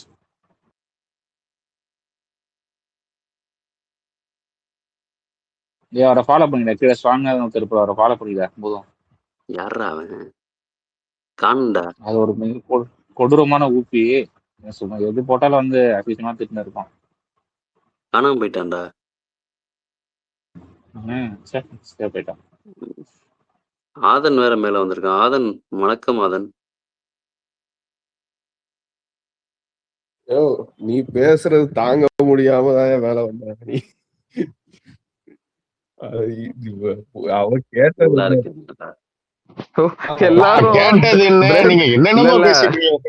இல்ல இந்த படத்துல எல்லாம் பாட்டு போட்டாங்கன்னா அதை எடுத்து தம் அடிக்க போயிருவாங்களா, அந்த மாதிரி நீங்க பேசும்போது தம் அடிக்க போயிட்டு வராங்க இப்பதான் 2 பேரு. பாவிகளா. ஆமா ஆமா தம் அடிச்சுட்டு நானும் அதை தாயா சொன்னேன். இந்தியால எப்படி வந்து இண்டஸ்ட்ரி இருந்துச்சு அது அழிஞ்சிச்சுன்னு. இந்தியால இண்டஸ்ட்ரி இருந்துச்சுன்னு நீங்க ஏதோ அந்த காலத்துல சேமா இன்னொரு தம்மெல்லாம் அடிக்க முடியாது சேமா. கம்முனு சேமா. உன் பொண்ணு அடிச்ச கதெல்லாம் கேட்கலாம். கேட்டது சிம்பிளா ஒண்ணுதான். நீ அது எதுக்கு நீ இவ்வளவு சுத்தி உலக அரசு இந்தியால முதலாளித்துவம் ஏன் வரலன்றதை இந்தியன் ஏன்சியன்ட் டெக்ஸ்டைல் இண்டஸ்ட்ரி எப்படி அழிஞ்சதுன்னு சொல்லாம நீ சொல்றா, எனக்கு தெரியலடா. அது மெயின் இல்லைங்க. இவர் நம்ம குத்தூசி என்ன சொல்ல வர்றாருன்னா, ஒரு உலகளாவிய அளவுல முதலாளித்துவம் வர்றப்போ ஒரு புரட்சிகர தன்மையோட அது வருது. அதாவது அது இமர்ஜ் ஆகுறப்போ அங்க இருக்கிற சமூக நிலைமையை வந்து மாத்திர மாதிரியான சில விஷயங்களை வந்து அது பண்ணுது. அது இந்தியால பண்ணல. இந்தியால வந்து அது இங்க இருக்கக்கூடிய நிலப்பிரபுகள், பணையார்கள் இவங்களோட ஒரு ஆகாஷ் அக்செப்ட் பண்ணுங்க. பேசாதவங்க இறங்கிக்கீங்கயா. ஆகாஷ மட்டும் மேல ஏத்துங்கயா. ஆதன் தோழர் இப்ப பேசுங்க. இல்ல ஆதன் தோழர் நீங்க சொல்றது எனக்கு புரிஞ்சிருச்சு. விடுங்க, இந்த மாதிரிதான் கேட்டேன் பூதன் தோழர். நீங்க இவ்வளவு தூரம் எக்ஸ்பெண்ட் பண்ணி எப்பா எங்களால முடியல. அதான் நான் பக்கத்து 10 நிமிஷத்துக்கு காது யூஸ் பண்ணேன். நானும் அங்கதான் வரேன். சேமா நான் சொல்லல, எல்லாம் தம் அடிக்க போயிட்டாங்க. பதில் வந்து ரொம்ப சிம்பிள் தான். நீ ரொம்ப அதை போட்டு காம்ப்ளிகேட் பண்ணிக்க வேண்டியது இல்ல. நீங்க வந்து இப்போ பிரெஞ்சு ரெவல்யூஷன் எடுத்துக்கிட்டீங்கன்னா அததான் வந்து முதல் புரட்சின்னு வந்து சொல்லுவாங்க. அப்ப நீங்க வந்து பிரான்ஸ்ல வந்து என்ன நடக்குதுன்னா அங்க வந்து 3 விதமான மக்கள் வந்து இருக்கிறாங்க. நொபிலிட்டின்றவங்க வந்து மன்னர் வகைரா அந்த மாதிரி பெரும் நிலக்கிழார்கள் ஒரு வர்க்கமா இருக்காங்க. இன்னொன்னு வந்து இல்ல நானும் அதான் சொல்ல வந்தேன். அந்த ஊர்ல ஏதாவது நடந்ததுக்கு காரணம் என்னன்னா, நீ வாய மூடுறா டேய், தயவுசெய்து சென்சர் பண்ணாதடா. அந்த ஊர்ல இல்ல அந்த ஊர்ல அந்த இருங்க உங்களை விட சூப்பரா இப்ப எக்ஸ்பிளைன் பண்ணுவாரு ஆகாஷ். நீங்க பேசுங்க ஆகாஷ். நன்றிங்க ஐயா. அந்த கேள்வி வந்து சேமா தான் கேட்டார் நினைக்கிறேன். இன்னொரு வாட்டி கேளுங்க சேமா, ஏன்னா நான் கரெக்டா பதில் சொல்லணும், அதுக்குதான் கேக்குறேன். நான் என்ன கேட்டேன்னா, உலகம் ஃபுல்லா புரட்சியால ஒரு முதலாளித்துவம் வந்தது, அது நல்லா இருந்தது. நம்ம ஊர்ல அந்த மாதிரி வரல. ஓகேவா? அதுக்கு என்ன காரணம் கேட்டேன். ஆக்சுவலி நம்ம ஊர்ல முதலாளித்துவம் இருக்கு. ஆனா என்னன்னா பெரும்பான்மையா வந்து வராததுக்கு காரணம் என்ன அப்படின்னா, எஜுகேஷன் வந்து உற்பத்தியாளர்களால் வந்து பெரும்பான்மையினர் மக்களால மாற முடியல. ஏன்னா யாருமே இன்னும் அந்த அளவுக்கான குறிப்பா வந்து இங்கிலீஷை பெரும்பான்மையினர் பீப்புள் கத்துக்கிட்டு, ஏன்னா அதுல தான் வந்து எல்லா வகையான மேனுஃபேக்சரிங்கான எல்லா விதமான இதுவும் இருக்கு. ஓகேங்களா? ஸோ அதை அடாப்ட் பண்ணிக்கிட்டு ஸோ பெரும்பான்மையின் மக்கள் வந்து அதை நோக்கி நகர்றதுன்றது கஷ்டம். ஓகேங்களா? அந்த காரணத்தினால தான் பெரும்பான்மையின் மக்கள் அதை அடாப்ட் பண்ணல. ஓகேங்களா? ஆனா இந்தியால வந்து முதலாளித்துவம் இருக்குதான். ஓகேங்களா? நம்ம எல்லாரும் ஒரு முதலாளி கீழ தான் வேலை செஞ்சுக்கிட்டு இருக்கோம். பிரைவேடைசேஷன் தான் இங்க ரொம்ப அதிகம். ஓகேங்களா? அதனால அது இருக்கு. இல்லைலாம் கிடையாது, பெரும்பான்மையா கிடையாது. ஆனா ஈரோப்ல வந்து வந்து முதலாளித்துவம் ஏன் வந்து ஃபியூடலிசம்னா நில அதாவது மார்க்ஸ் என்ன சொல்றாருன்னா, சொசைட்டி வந்து நேச்சுரலா வந்து ஒரு நிலையிலேருந்து இன்னொரு நிலைக்கு வந்து மூவ் ஆகிட்டே இருக்கு. அது வந்து நேச்சுரலா நடக்குது. யாரும் வந்து ஆர்டிஃபிஷியலா கிரியேட் பண்ணல. ஸோ நேச்சுரலா நடக்குது. அது வந்து அந்த முதலாளித்துவத்துக்கு முன்னாடி வந்து ஃபியூடலிசம். தட் மீன்ஸ் வந்து என்னன்னா, அந்த நிலம் சார்ந்த அதாவது நிலத்தை யார் வச்சிருக்கிறாங்களோ அந்த நிலத்துல வேலை செய்யறவங்க. ஓகேங்களா? இப்படிதான் இருந்தது. அது ஃபியூடலிசம் சொல்றாங்க. ஓகேங்களா? மேபி அது பண்ணையார் முறை. அது நீங்க எனக்கு என்ன பேருன்னு தமிழ்ல தெரியல. அது நீங்க அப்படி நீங்க வச்சுக்கலாம். ஓகேங்களா? அதுல இருந்து கேபிட்டலிசத்துக்கு எப்படி மூவ் ஆகுது அப்படின்னா, அது அந்த காலகட்டம் வரைக்கும் அந்த நிலம் சம்பந்தப்பட்ட ஃபியூடலிசம்ல வந்து வந்து லேண்டை வச்சிருக்கிறவன் வந்து அவன் தான் அதிகாரத்தை செலுத்துவான். அதில் வேலை செய்கிறவங்க, அதில் வந்து குத்தகைக்கு விடுறவங்க, அந்த மாதிரி ஒரு கல்ச்சர் தான் இருந்தது. ஓகேங்களா? அப்படி இருக்கும்போது அதுதான் வந்து எக்கனாமி. பட் ஆனால் என்ன ஆகுதுன்னா லேட்டரான் வந்து வந்து பேங்க்ஸு எஜுகேஷன்ஸ்லாம் நிறைய வரும்போது பேங்க்கு அதாவது எக்கனாமின்றது எதை நோக்கி நகருதுன்னா லேண்டை சார்ந்து இல்லாமல் பேங்க்கு வந்து வந்து எப்படி சொல்றதுன்னா இந்த மார்க்கெட்டு வணிகம் சார்ந்து வேற ஒரு இடத்துல போய் நம்ம பொருளை விற்கலாம். ட்ரெயின் உருவாகுது. ட்ரெயின் வர்றதுனால வந்து நம்ம வந்து ஒரு பொருளை எடுத்துட்டு போய் மேனுஃபேக்சரிங் பண்ணி எடுத்துட்டு போய் வேற இடத்துல போய் விற்கலாம். ஸோ ஒருத்தன் வந்து லேண்டை சார்ந்தே வந்து பண்ணை அடிமையாவே அங்கேயே இருக்கணும்னு அவசியம் கிடையாது. ஸோ இது வந்து விஞ்ஞான வளர்ச்சி வரும்போது இதுக்கான தேவை வருது. ஸோ இந்த தேவைய இதுவாகிறதுனால தான் வந்து சொசைட்டி மாறுது. ஸோ அது அங்கேருந்து என்னவா மாறுதுன்னா அப்படியே வந்து ஒரு கேபிட்டலிசத்தை நோக்கி நகருது. புரியுதுங்களா? ஸோ இந்த கேபிட்டலிசத்தை நோக்கி நகரதே எப்படின்னா விஞ்ஞான வளர்ச்சி வரும்போது அது வந்து நிலம் சார்ந்து இல்லாமல் மேனுஃபேக்சரிங் சார்ந்து பேங்க்கு ஃபினான்ஷியலு இந்த மாதிரி எக்கனாமிக் சார்ந்து மாறும்போது அதை நோக்கி மாறும்போது ஆட்டோமேட்டிக்லி மாறுது. ஓகேங்களா? ஸோ இது இப்போ இதுதான் கேபிட்டலிசம். அங்க இருந்து அடுத்த நிலைக்கு நகர்றது தான் வந்து அடுத்த நிலை இல்ல எண்டு நிலை தான் கம்யூனிசம் நிலை. ஓகேங்களா? ஆனா அந்த நிலையை வந்து இந்த கேபிட்டலிஸ்ட் வந்து அதை நோக்கி நகர விட மாட்டாங்க. அவங்க இழுத்து பிடிப்பாங்க. ஏன்னா அதனால அவங்க பலனடைகிறாங்க. புரியுதுங்களா? ஸோ அவங்க அதை விட மாட்டாங்க. அப்போ அத வந்து அவங்க கிட்ட இருந்து அந்த கடைசி நிலைக்கு நகரணும்னா நம்ம இன்பிட்வீன் வந்து ஒரு ப்ரோ ஸ்டேட் வேணும் அப்படின்னு சொல்லி அது சோசியலிஸ்ட் கவர்மெண்ட் வேணும். அந்த கவர்மெண்ட்டை நம்ம கையில எடுத்து சமத்துவத்தை ஏற்படுத்தினா வந்து இப்போ ப்ரொடக்ஷனை வந்து நம்ம எல்லாருமே அதாவது ஒரு சில முதலாளிகள் மட்டுமே கையில வச்சுக்கிட்டு ப்ரொடக்ஷன் பண்ணாம ப்ரொடக்ஷன்ன்றது எல்லாருக்கும் பொதுவா இருந்து அதனால எல்லாருக்கும் பலனடைகிற மாதிரி ஒரு கவர்மெண்ட் அதை வந்து ஒரு கவர்மெண்டால தான் பண்ண முடியும். ப்ரோ கவர்மெண்டால தான் பண்ண முடியும். அதுவும் அவங்க அத்தாரிட்டியன் கவர்மெண்ட்னு சொல்றாங்க. ஓகேங்களா? ஸோ அதெல்லாம் அந்த மாதிரி தான் அது வந்து அந்த அத்தாரிட்டின்றதுக்கெல்லாம் போகுது. புரியுதுங்களா? சோ இது ஒரு சோஷியலிஸ்ட் ஐயா இன் அது பிட்வீன் ஸ்டேஜ். அத்தாரிட்டேரியன் கவர்மெண்ட்ல யாரும் இல்ல ஐயா டிஃபைன் நான் பண்ணலங்க. முடிச்சதுக்கு அப்புறம் இவ்வளவு நேரம் நீங்க பேசிட்டு இருந்தீங்களா? வெயிட் பண்ணுங்க. அத்தாரிட்டியன் இருக்கணும்னு அவசியம் கிடையாது. நீங்க டெமோக்ராட்டிக்கலி ஆட்சியில உட்கார்ந்து ஆக்சுவலி மார்க்ஸோட பேரா அவர் பேசாம அமைதியா இருங்க. பேசுங்க ஆகாஷ். ஐயா ஒரு நிமிஷம் இருங்க ஐயா. இந்த பாருங்க அத்தாரிட்டியனா பண்ணணும்னு கூட அவசியம் கிடையாது. நீங்க டெமோக்ராட்டிக்கலி மேல உட்கார்ந்து பாலிசிஸ் எல்லாம் போட்டு கூட நீங்க அதை பண்ணுங்க. புரியுதுங்களா? தவறே கிடையாது. ஆனா ஆனா என்னன்னா அந்த அத வந்து அந்த என்ன சொல்றது அதை ஏத்துக்கிட்டு அந்த இதெல்லாம் நோக்கி அந்த என்ன சொல்றது அந்த அந்த ஒரு அடுத்தவங்களுக்கு புரிய வச்சு அதை இது பண்ணி அதை ஒரு டெமோக்ராட்டிக்கலி பண்றதுக்கு it will take a long time அப்படின்னு பிளஸ் இந்த கேபிட்டலிஸ்டுகள் வந்து இந்த டெமோக்ராட்டிக்கெல்லாம் அவன் வந்து எல்லாத்தையும் கையில வச்சுக்கிட்டு அவன் வந்து இதை வந்து ரொம்ப இழுத்தடிப்பான் அப்படின்றதுக்காக தான் புரட்சி நோக்கி நகர்றாங்க அப்படின்னு நான் பாக்குறேன். ஓகேங்களா? பட் நான் டெமோக்ரஸியை தான் விரும்புறேன். அது வந்து ஸ்லோவா இருந்தாலும் அதுதான் கரெக்டா இருக்கும்னு நான் நம்புறேன். ஓகேங்களா? முடிச்சிட்டேங்க. ஐயா ஒரே சிறப்பு சிறப்பு. நிமிஷம். நன்றி ஆகாஷ். இப்ப நீங்க பேசுனது எனக்கு நல்லா புரிஞ்சிருச்சு. ஐயா எனக்கு ஒரே ஒரு கேள்வி. இந்தியால ஏன் புரட்சி வரல, இந்தியால ஏன் முதலாளித்துவ புரட்சி வரலன்னு பதிலா அவர் சொல்லவே இல்லை. ரெண்டாவது விஷயம் அத்தாரிட்டேரியன் அப்படின்றாரு, ப்ரோ கவர்மெண்ட்ன்றாரு. இதெல்லாம் வந்துட்டு ரொம்ப சோவியட்டை பார்த்து கம்யூனிசம்னா சோவியட்ல இருக்கிறதான் புரிஞ்சுக்கிறது. கம்யூனிசம் வந்து சோவியட்ல it was a failed experiment. அங்க நல்லா அந்த ஃபெயில்டு எக்ஸ்பெரிமெண்ட்டே பல நல்ல விஷயத்த பண்ணிருக்குது. இல்ல சோவியட்ல இருக்கக்கூடிய மாடலே பல நல்ல விஷயங்களை நம்ம கொடுத்துருக்குது. வேர்ல்ட் லெவல்ல அடல்ட் பிரான்சைஸ், மெட்டர்னிட்டி லீவு, சொல்லாடா நிறைய பேர் பேசணும்டா.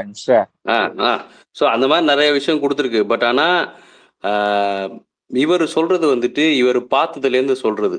பட் ஆனா அது அப்படி கிடையாது. சோவியட்ல கோல்டு வாரியரால வார் டைம் எக்கனாமிக்ஸ் இம்ப்ளிமெண்ட் பண்ணதை வச்சுட்டு ஒரு நிமிஷம் நான் பேசுறேங்க. பேர் எடுக்கலங்க, அவ்வளவுதாங்க. நீங்க சோவியட்னு பேர் எடுக்கல, அவ்வளவுதான். வார் டைம் எக்கனாமிக்ஸ்ல கிரைசிஸ்ல இருக்கக்கூடிய ஒரு ஸ்டேட் எமர்ஜென்சி இம்ப்ளிமெண்ட் பண்ணி ரன் ஆகிட்டு இருக்கோம். இருக்க கம்யூனிஸ்ட் ஸ்டேட்லாம் இன்னைக்கு அப்படிதான் இருக்குது. ஏன்னா எல்லார் மேலேயும் எம்பார்கோ போட்டிருக்காங்க, எல்லார் மேலேயும் சிஐஏ எஸ்பியனாஜ் பண்ணிட்டு இருக்குது.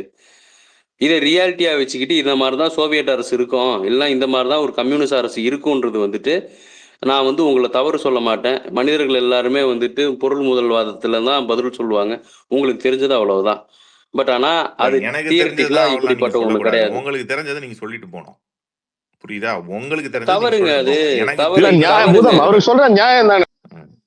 அது வந்து அவருக்கு தெரிஞ்சது. ஓகேவா? உங்களுக்கு தெரிஞ்சது நீங்க பேசுங்க. உங்களுக்கு உங்களோட தெரிஞ்சது ஒரு நான் பெரிய ஆமா. அடுத்த அறிவாளியா கூட அவருக்கு இருக்கலாம். தெரியல தெரிஞ்சதா நீங்க சொல்லக்கூடாது அவருக்கு பூதம். தெரிஞ்சதா அவர் சொல்றாருன்னு நான் சொல்றேன், அவ்வளவுதான். 2 பேரை கொஞ்சம் தள்ளிட்டு அடுத்த ஸ்பீக்கர்ஸ் கொஞ்சம் ஐயா நான் மியூட் போயிட்டேன், அவர் தான் வந்துட்டு என்கிட்ட வம்புக்கு வராரு. இதோ பாருங்க, நான் திரும்ப சொல்ற தோழர்களே, நீங்க ஆகாஷை நீங்க எப்படி பாருங்க எனக்கு தெரியல. ஆனா நான் சிறந்த ஒரு எப்படி சொல்றது, அவன் விலைக்கு சொல்லும் போது புரிதல் கொஞ்சம் நிறைய கிடைக்கும். அதுக்காக தான் அவனை பேச தப்பு தப்பா சொல்றான்ற உங்களுக்கு ஏதாவது இருங்க பூதம், நீங்க இல்ல பேசி முடிச்சிட்டீங்கல்ல, தவறா நீங்க அமைதியா சொல்றேன்னா இல்லையான்னு என் கூட வேணா உட்காந்து கம்யூனிசம்னா என்னன்னு உட்காந்து ஒரு ஆமா நீங்க வேணா பேசி பாருங்க. நீங்க வேணா டிபேட் ஒண்ணு எடுங்க.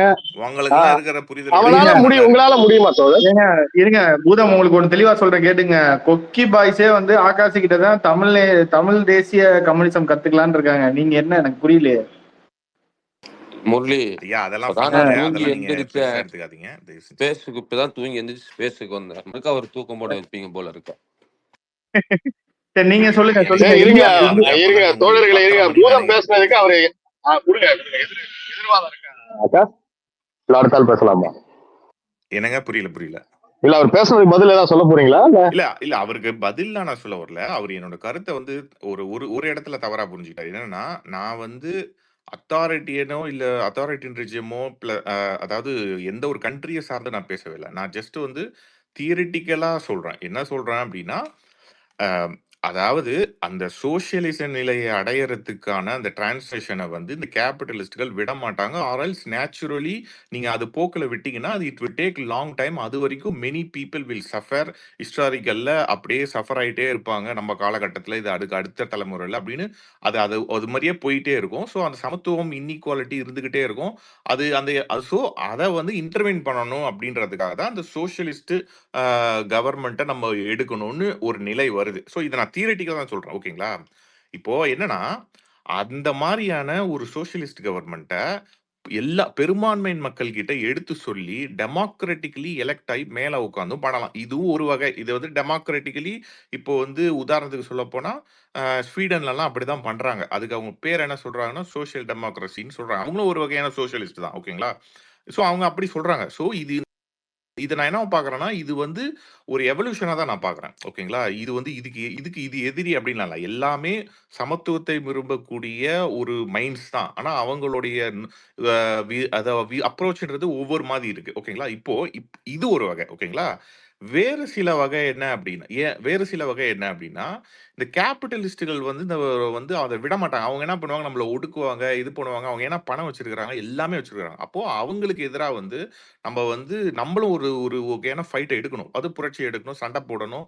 அது வந்து ஒரு வகையான சொசைட்டில அது அப்படி நடக்கும். ஓகேங்களா? அப்ப அதிகாரத்தை மேல வரும்போது இந்த மாதிரிலாம் பண்ணி தான் ஆகணும். அப்போ அது வந்து ஒரு கட்டத்துல மேல உட்காரும் போது அதை அடுத்தவங்க கண்ணுக்கு பார்க்கும்போது அத்தாரிட்டின் ரிஜியமா இருக்கும். இல்ல அவன் உண்மையிலேயே மேல வந்ததுக்கு அப்புறம் அத்தாரிட்டிஸ்னா கூட மாறலாம். ஓகேங்களா? ஸோ இது இப்ப நான் சொல்றது இது எந்த கண்ட்ரியை நோக்கி, இந்த கண்ட்ரி இப்படி அப்படிலாம் நான் சொல்லல. அது வந்து அது அப்படி மாறும். அது ஒன்றும் பண்ண முடியாது. ஸோ பட் நான் என்ன பிலீவ் பண்றேன் அப்படின்னா, நான் டெமோக்ராட்டிக்கலி மக்கள்கிட்ட, பெரும்பான்மையின் மக்கள்கிட்ட புரிதல் ஏற்படுத்தி மேல வந்து உட்காந்து ஒரு சோசியலிஸ்ட் கவர்மெண்ட் பாலிசிஸ் எல்லாம் போட்டு இந்த வெல்த் ஈக்குவாலிட்டியை கொண்டு வர்றது தான் லாங் டேர்முக்கு கரெக்டா இருக்கும் அப்படின்னு நான் பாக்குறேன். But it will take time. But அதுதான் கரெக்ட் நான் பாக்குறேன். நான் வந்து இதை வந்து எந்த நாடெல்லாம் இது சக்சஸ் ஆகிருக்கு பாஸ்ட் எக்ஸாம்ஸை வச்சுதான் நான் அதை நம்புறேன். ஓகேங்களா? அவ்வளவுதான். இப்ப நான் வந்து எந்த பூதுவும் தோழர் நான் எந்த கண்ட்ரி பத்தியும் சொல்லல. எனக்கு எந்த கண்ட்ரி எதிரும் கிடையாது. நீங்க உங்க கருத்து சொல்லலாம்.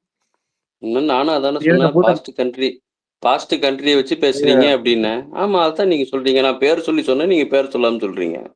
எனக்கு இன்னொன்னு தியரிட்டிக்கலா பேசுறீங்கன்னா இல்ல தியரிட்டிக்கலா பேசுறதுன்னா எந்த தியரியில, எந்த டாக்குமெண்ட்ல மாவோவா, லெனினா, மார்க்ஸா, எங்கில்ஸா, யாரு வந்துட்டு மக்களோட மேண்டேட்டுக்கெல்லாம் மரியாதை இல்ல சர்வாதிகாரம் வச்சு நடத்துங்க. நானு அவர் இப்பயும் திருப்பி அதான் சொல்றாரு, அத்தாரிட்டி என்ன பண்ணணும்ன்றாரு. இல்ல ஒன் பேச வேண்டாம், அடுத்த ஆள் கை தூக்கிடுவாங்க, அவங்க பேசட்டும். ஆமா பேசுங்க சம்சீர். நான் மியூட் போய்க்கிறேன். சம்சீர் தோழர் பேச சொல்லுவோம். சம்சீர் தோழர் பேசுங்க. ஐயா நான் கொஞ்சம் பேசிக்கிறேன் ஐயா. நான் ஐயா ஒரே 2 நிமிஷம் 3 ஆதன், ரவுண்டா நீங்க போயிட்டு இருக்குது. நீங்க பேசுறதுக்கு முன்னாடி நான் போய் குளிச்சுட்டு வந்துடுறேன். அப்போ கரெக்டா இருக்கும். சரிங்க சமத்தி ஐயா. தோழர் பேசுங்க இல்ல பேசுங்க எனக்கு பேச முடியுங்க, அவர் பேசட்டும். பேசுங்க அதான் ஆதன் இல்ல பேசுங்க. பேசுங்க பேசுங்க இல்ல இது பேசுங்க ஆதன் தோழர் பேசுங்க. ஐயா, ஏதோ இப்ப ஒரு நான் முடிவு பேசுறதா போயா, இல்ல வேற நீ யாராவது பேசுங்க பேசுறாங்களா? நான் பேசுறேன். ஆதன் நீங்களே பேசுங்க. இல்ல சேமா, எனக்கு தெரிஞ்ச நான் ஏதோ பேசுறேன். பிஸியான இப்ப வேலையில நான் இருக்கிறீங்க. கிளம்பிடுவேன். ஒரு சின்ன ஷார்ட் ஆகும். இருங்க. அதான் எனக்கு என்னன்னா இந்த டாபிக் வந்து ஒரு மாதிரி பூதம் ஆகாஷம் கொஞ்சம் விளக்கி எடுத்துட்டு போயிட்டாங்க. ஃபர்ஸ்ட் ஒரு பிரைமரியா வந்து கேட்கப்பட்ட கேள்வி என்னன்னா, இந்தியாவுல வந்து ஏன் முதலாளித்துவம் வரல முழுமையா அப்படின்னு. அதுக்கு ஆகாஷ் வந்து ஒரு விதமா ஆன்சர் பண்ணாரு. எனக்கு சரியா புரிஞ்சுச்சுன்னா, இந்த மாதிரி இந்தியாவுல கல்வி இன்னும் முழுசா போய் சேரல, அதுக்கான ஆப்பர்ச்சுனிட்டிஸ் இல்ல, அந்த மாதிரியான சில ஆர்குமெண்ட்ஸ் வந்து அவர் வச்சாரு. ஆனா நம்ம வந்து ஒரு வரலாற்று ரீதியா வந்து பார்த்தோம் அப்படின்னா ஒரு பிரதானமான காரணம் வந்து கிடையாது. ஏன்னா இதை சுத்தி நிறைய ஆய்வுகள் வந்து வரலாற்று ஆய்வாளர்களாலையும் சமூகவியல் ஆய்வாளர்களாலையும் வந்து காலனிய காலத்திலேயே இது. அப்போ ஏன் இந்தியாவுல முதலாளித்துவம் வரல அப்படின்னு பார்த்தா, மற்ற ஐரோப்பிய சமூகம் ஒரு தன்னெழுச்சியா அந்த சமூகத்தை ஒரு சமூக முரணின் அடிப்படையில வெவ்வேறு வர்க்கங்களுக்கு ஏற்படுற சண்டையினால முதலாளித்துவம் அங்க உருவாச்சு. அந்த மாதிரி இந்தியாவுல உருவாகல. இந்தியாவுல முதலாளித்துவம் வந்ததே அரசின் வழியா தான் வருது. அப்போ காலனிய அரசின் வழியா வர்றப்போ இங்க ஒரு முதலாளித்துவ வர்க்கம் உருவாகிறதுக்கான வாய்ப்பு வந்து கம்மியா இருந்துச்சு. நமக்கு முதலாளிகள் வந்து யாரா இருக்காங்கன்னா, அவங்க வந்து தன்னுடைய பிசினஸ வந்து நடத்தக்கூடிய ஒரு சுய முதலாளிகளா அவங்க இல்ல, ஒரு பூஷ்வாசின்னு சொல்லுவாங்க. அவங்க வந்து காம்படார் பூஷ்வாஸா இருக்கிறாங்க, அதாவது தரகு முதலாளிகளா இருக்கிறாங்க. அவங்க வந்து ஆங்கிலேய கம்பெனிகள் வந்து இங்க இன்வெஸ்ட்மெண்ட்ஸை மேனேஜ் பண்ணக்கூடிய ஒரு தரகர் வேலையை தான் வந்து அவங்க வந்து பண்றாங்க. விற்கிறது, அவங்களுக்கான வேலைகளை பண்ணி கொடுக்கறது, இந்த மாதிரியான ஃபெசிலிட்டேட்டரி மேனேஜரியல் ஒர்க்குக்காக ஒரு வர்க்கம். அவங்க போக போக போக எஸ்பெஷலி நம்ம இந்திய சுதந்திர போராட்டம் க்ளோஸ் ஆகிற டயத்துல டாடா மாதிரியான சில முதலாளிகளும் உருவாகிறாங்க. அவங்க வந்து தேசிய முதலாளிகள்னு சொல்லுவாங்க. அதாவது இந்தியாவிலேயே அவங்க ஒரு சுய சொத்துடைமையோட வந்து உருவாகக்கூடிய சக்தியை வந்து சுயமா வந்து கட்டுப்படுத்துற அளவுக்கான வலிமை மிக்க ஒரு வர்க்கமா அவங்க வர்றாங்க. அதுதான் இந்திய சுதந்திர போராட்டத்துக்கே ஒரு விதத்துல வழிவகுக்கிறதுக்கு அதுவும். முக்கியமா இங்க ஏன் முதலாளித்துவம் வந்து அங்க இருக்கிற வீச்ல வந்து வரல அப்படின்னா, இந்தியா முதலாளித்துவம் காலனிய அரசின் வழியாக, அந்த காலனியில் அரசின் வழியாக வந்த முதலாளித்துவத்துக்கு இங்க வந்து இந்தியாவில் இருக்கக்கூடிய பண்ணையார்களும் ஆண்டைகளும் ரெண்டு விஷயத்துக்கு. ஒண்ணு, இவனை வந்து நம்ம நம்மளுடைய ஆட்சிக்கு வந்து பிரச்சனை கொடுப்பான் அப்படின்றதுனால அவங்கள பெருசா நோண்ட கிடையாது. விவசாயிகளையும் விவசாய பண்ணையார்களையும் அந்த மாதிரி இருக்கக்கூடிய மன்னர்கள் 858 குயின்ஸ் ப்ரொக்ளமேஷன் வரும்.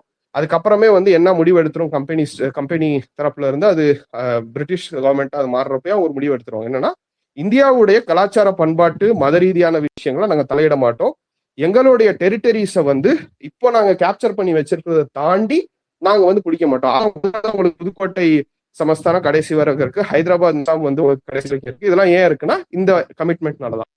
ஏன்னா அவங்களுக்கு தெரிஞ்சிருச்சு, நம்ம அவனை பிடிச்சி நோண்டிக்கிட்டே இருந்தா சிப்பாய் கிளர்ச்சி மாதிரி இன்னொரு கிளர்ச்சி வரும் அப்படின்றதுனால அவனோட ஒரு காம்ப்ரமைஸுக்கு போறாங்க.